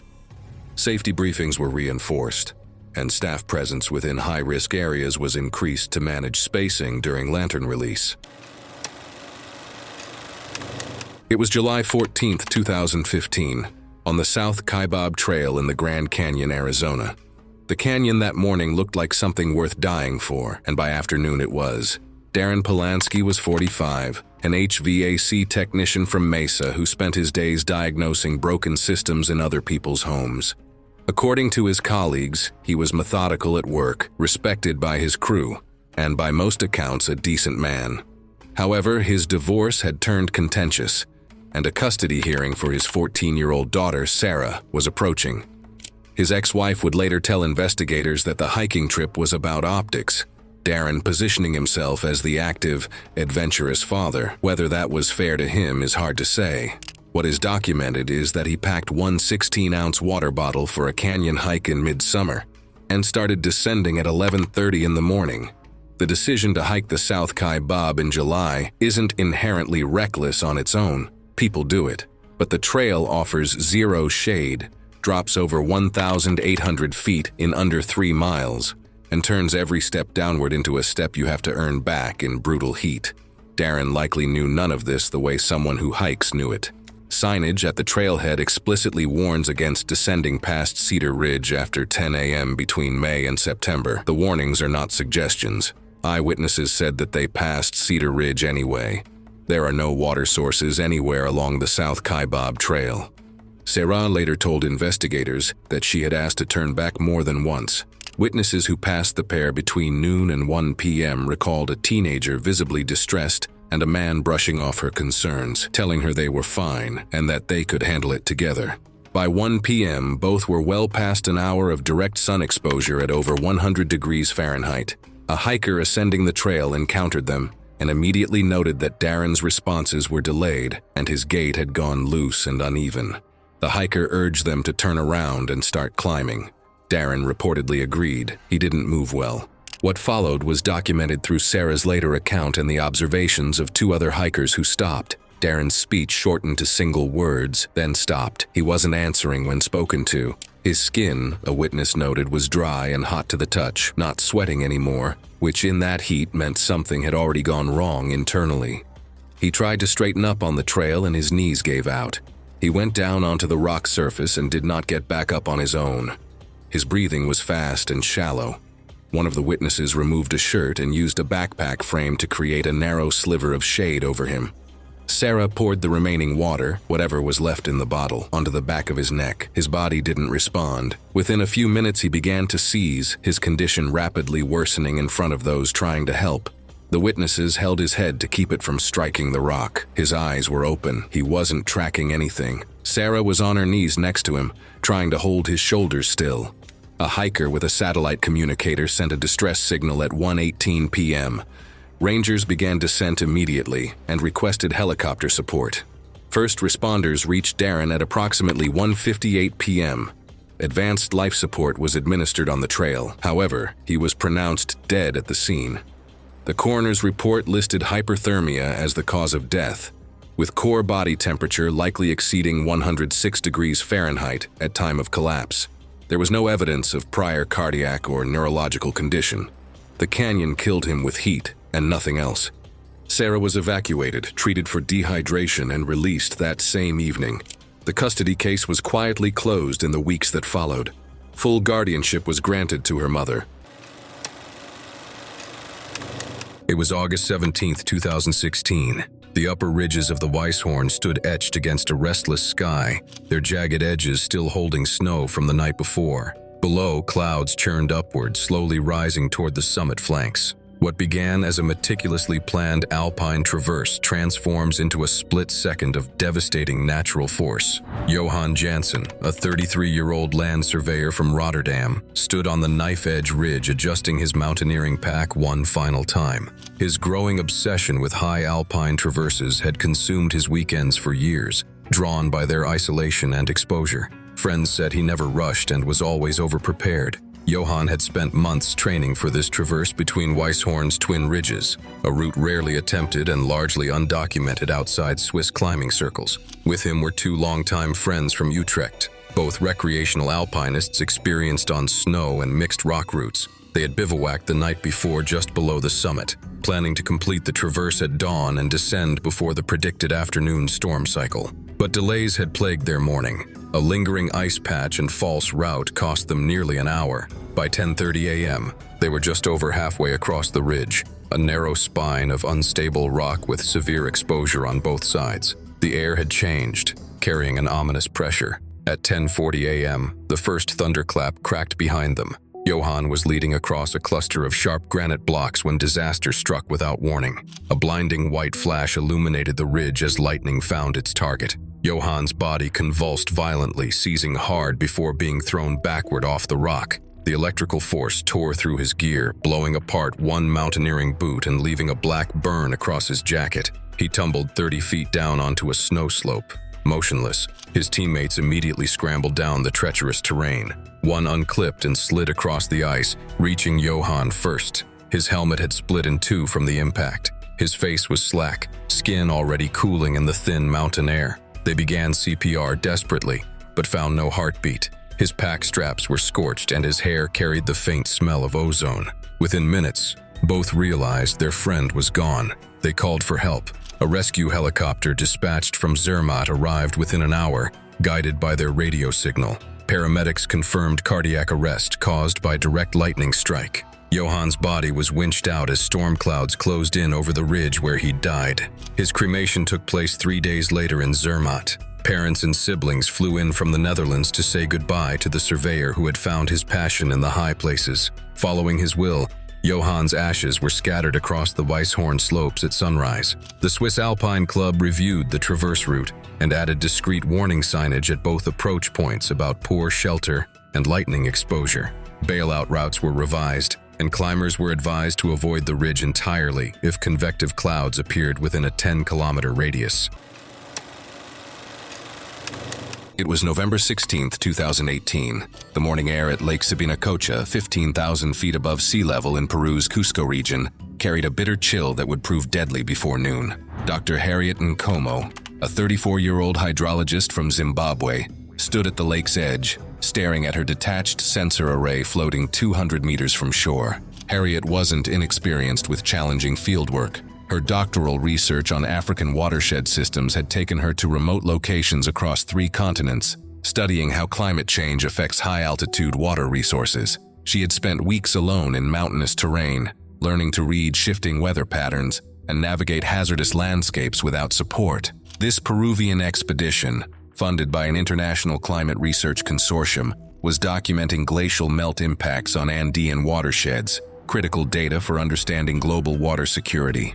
That morning, strong winds had torn loose her expensive sensor array, worth over $15,000 and containing months of irreplaceable data. The equipment drifted steadily toward the lake's center, threatening to sink in water too deep for recovery. Her Peruvian research partners strongly advised waiting for calmer conditions, noting 40 kilometers per hour wind gusts and the lake's notorious cold water dangers. Harriet insisted she couldn't afford to lose the data, inflating her emergency raft as her team protested. The sensors represented her entire research season, and replacement equipment would take months to arrive. She wore a standard life vest but no thermal protection, a decision that would prove fatal in water barely above freezing. At 10:30 in the morning, Harriet paddled into the choppy lake, fighting against wind gusts that made steering nearly impossible. Her teammates watched anxiously from shore as she struggled toward the drifting sensors. She was making progress when a powerful gust caught her raft broadside, flipping it instantly. Harriet surfaced immediately, her life vest keeping her afloat, but the shock of 38-degree water triggered an immediate physiological crisis. Cold shock syndrome hit within seconds. Her breathing became rapid and uncontrolled. Her heart rate spiked dangerously and her muscle coordination began failing. She attempted to swim back to shore only 200 meters away, but her strokes quickly became erratic and ineffective. Her teammates shouted encouragement while frantically searching for rescue equipment, but their inflatable boat had been damaged days earlier. They could only call for help and watch helplessly as hypothermia rapidly overcame her. 10 meters from shore, close enough to touch bottom, Harriet's strength failed completely. She slipped beneath the surface as her team waded desperately into the frigid water. They pulled her unconscious body to shore within minutes, immediately beginning CPR. But the combination of cold shock and drowning had already claimed her life. Rescue arrived within an hour, and Harriet's body was airlifted to Cusco, then repatriated to Zimbabwe for burial. Her death prompted regional authorities to implement mandatory thermal protection and buddy system protocols. Her watershed research was published posthumously as a tribute, contributing valuable climate data that might help prevent future water crises. In the unforgiving Andes, one moment of determination cost science a brilliant researcher whose work could have saved countless lives. It was January 18, 2015, in Oymyakon. The cold had settled in days earlier and never lifted. Air temperatures stayed below -45 degrees Celsius, turning every exposed surface brittle. Breath froze mid-air. Sound carried strangely in the stillness. There were no storms that morning, no wind strong enough to warn of danger, just a steady, crushing cold that erased mistakes slowly and without noise. Nora Vasquez, 38, arrived in Oymyakon as part of a seasonal rotation supporting remote infrastructure.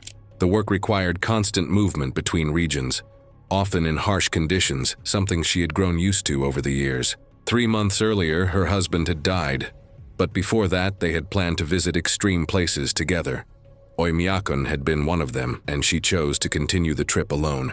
She carried only essential gear, insulated clothing, a sub-zero rated sleeping bag, food supplies, a tarp, and a compact shovel.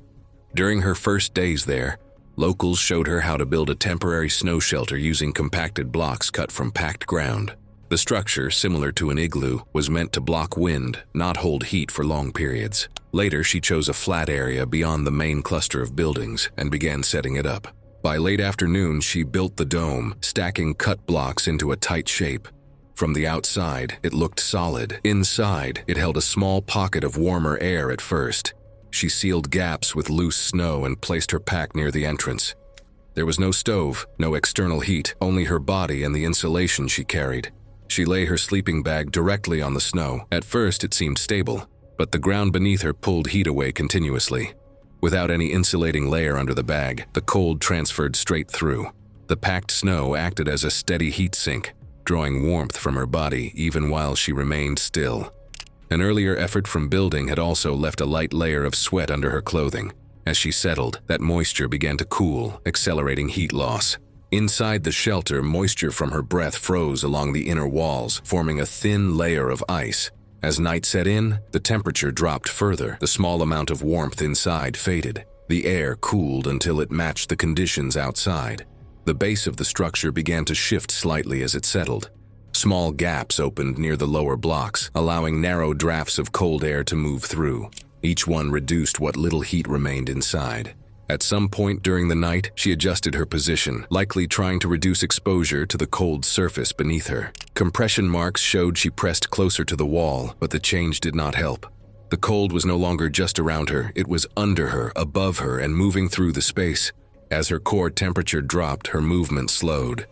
Fine motor control became harder. Adjustments to clothing or position became less effective. The cold reduced her ability to respond before she could correct the conditions. The structure itself remained intact. It continued to block the wind, but it no longer held any usable warmth. Inside, the temperature settled into the same range as the surrounding environment, and the space functioned no differently than being outside. By early morning, the interior surface had fully iced over. Her breath no longer left visible condensation. The space had become still. There were no signs of exit attempts, no displaced blocks, no widened opening. The position of her body indicated she had remained inside, unable to respond as conditions worsened. The medical report later confirmed hypothermia as the cause of death. Core temperature had dropped to a level where cardiac function slowed, then stopped. There were no external injuries, no signs of struggle. The environment alone had been sufficient. Her pack was found near the entrance, undisturbed. Inside were her journal and personal items. Earlier entries described the trip she and her husband had planned, places they had wanted to see together. The final entry ended mid-sentence. It was January 28, 2015. The high slopes of the Mont Blanc Massif lay quiet under deep winter silence, the snowpack undisturbed beneath a cloudless dawn. In the shadowed gullies below the Tour Ronde, temperatures hovered just below freezing. This crisp, calm alpine morning would end in tragedy that would shake the mountaineering community. Lucas Tischer, a 29-year-old mechanical engineer from Stuttgart, stood at the base of the Gervasuti couloir, adjusting his ice axes one final time. His reputation for precision extended beyond his weekday job in industrial automation into every aspect of his climbing. Friends described him as methodical and safety-conscious, the type who studied snowpack reports obsessively and refused unnecessary risks. Lucas had spent months preparing for this route. The Gervasuti couloir, a steep ice and snow line on the east face of the Tour Ronde, represented exactly the kind of calculated progression he preferred. His climbing logs showed dozens of training ascents, each one building toward this moment. That morning, he and his longtime partner had left the Torino hut at 4 a.m., headlamps cutting through pre-dawn darkness. They progressed steadily, reaching the couloir's base by 5:30. As alpine light crept over the range, Lucas noted increased warmth but trusted the forecasted stability reports. By 8 a.m., they had climbed to roughly 10,000 feet, where fractured seracs loomed ominously above the upper slope. His partner grew uneasy. Surface snow remained firm, but tension cracks and occasional drips marked the ice walls above. During their brief discussion, Lucas acknowledged the risk but believed they remained within the safe window and decided to continue moving. At 8:20 a.m., Lucas was leading the crux pitch below a prominent overhanging ice bulge. His partner belayed from a protected stance 50 feet below, watching his friend's precise movements on the steep ice. Without warning, a deep crack rang out, described later as sounding like dry timber splitting, but sharper. A large chunk of ice from the upper glacier broke off right then and there. The partner watched in horror as Lucas looked up, mid-command, before a wall of compact ice detached. Chunks of ice the size of couches exploded down the slope, crashing like wrecking balls and sending razor-edged shards skittering in every direction. One slab struck Lucas directly, folding him backward before he disappeared beneath the cascade.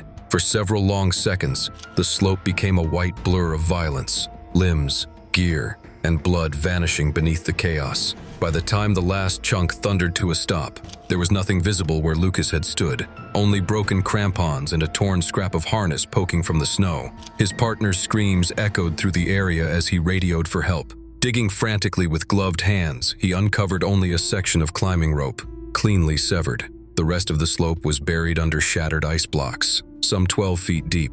Rescue helicopters arrived within 90 minutes, but the debris field was too unstable for further searching. For 2 weeks, snowfall concealed all traces. During a warm spell, Lucas's helmet was spotted protruding from a melt-exposed section. His body was recovered the next day, identified by dental records and climbing gear. Lucas's funeral in Innsbruck was quiet and closed casket, attended by close family, longtime climbing partners, and members of the local Alpine Rescue Unit. His ice axe and torn pack were placed beside the urn. The French Alpine Rescue Authority responded by issuing new winter warnings, closing several icefall routes after 9 a.m. It was May 16, 2015, on the Canadian side of Niagara Falls. The viewing area near Horseshoe Falls was crowded with weekend tourists holding ponchos and phones. Light rain earlier in the day had left a thin slick on the concrete. The railings were wet, and the floor near the edge showed dark green streaks of algae along the lower edges. Signs marked a safe viewing distance, but most visitors stood close to the barrier to get a clear view of the water. Among them was Lena Ward, a 27-year-old amateur photographer from Ohio. She carried a tripod strapped to her backpack and a mid-range DSLR camera. According to a few visitors later, she mentioned she wanted a photo without the metal rail bar in the frame. She stepped just past the yellow caution marking, placing her tripod on a section closer to the fall line. Some people nearby watched her kneel briefly to adjust her lens. A child nearby watched her set up and seemed curious about whether she was a professional, and she let out a brief laugh without responding. Mist from the falls drifted across the platform, coating everything in moisture. Tourists wiped their phone lenses. Some visitors wiped their faces repeatedly as the spray from the falls hit like steady rain. Lena adjusted her camera again and crouched low, trying to line up a long exposure shot. A few visitors stepped back because the stone surface felt slippery under their shoes. She shifted her weight to stand. That was when her right foot slid unexpectedly on the algae-coated patch of concrete. Several people heard the sudden scraping sound of her shoe. Instinctively, she reached for the rail and grabbed it with one hand. The camera bag slung over her shoulder swung forward, throwing her balance off. Her other hand slapped against the barrier, but her grip slipped. In one quick motion, she went over the edge but did not fall all the way down. Instead, she landed hard on a narrow stone outcropping, roughly 6 feet below the platform. People rushed to the railing. She was still visible, pressed against wet rock only inches from the drop. Mist blasted against her back and face. She tried to shift her body upward, but the surface was smooth and soaked. Her camera bag was hanging off one shoulder, dragging her sideways. Witnesses later described her arms shaking as she tried to push herself up. Someone shouted to hold on. Another tourist took off his belt and tried to lower it, but the belt was too short. A man leaned over the rail, reaching his hand out, but the gap was too wide. More people gathered. Some filmed with their phones. Her hands made several attempts to find a grip on the wet ledge, but each time her fingers slid. For several minutes she remained there, arms trembling visibly. The constant spray made everything slick. Some people leaned over the rail and called out, but there was no one on the platform with equipment or ropes. The sound of rushing water drowned out most of the voices. Her shoulders moved with each breath, visible in the brief gaps between the passing mist. Then, in a single moment, her right hand slipped completely. Her left hand tried to hold the edge of the stone, but it slid without resistance. She dropped straight down, disappearing into the thick mist at the base of the falls. The crowd at the railing went silent. Within the hour, staff placed movable barriers across the slick viewing section. Visitors who arrived later found the rail taped off, with wet footprints still visible where people had crowded moments earlier.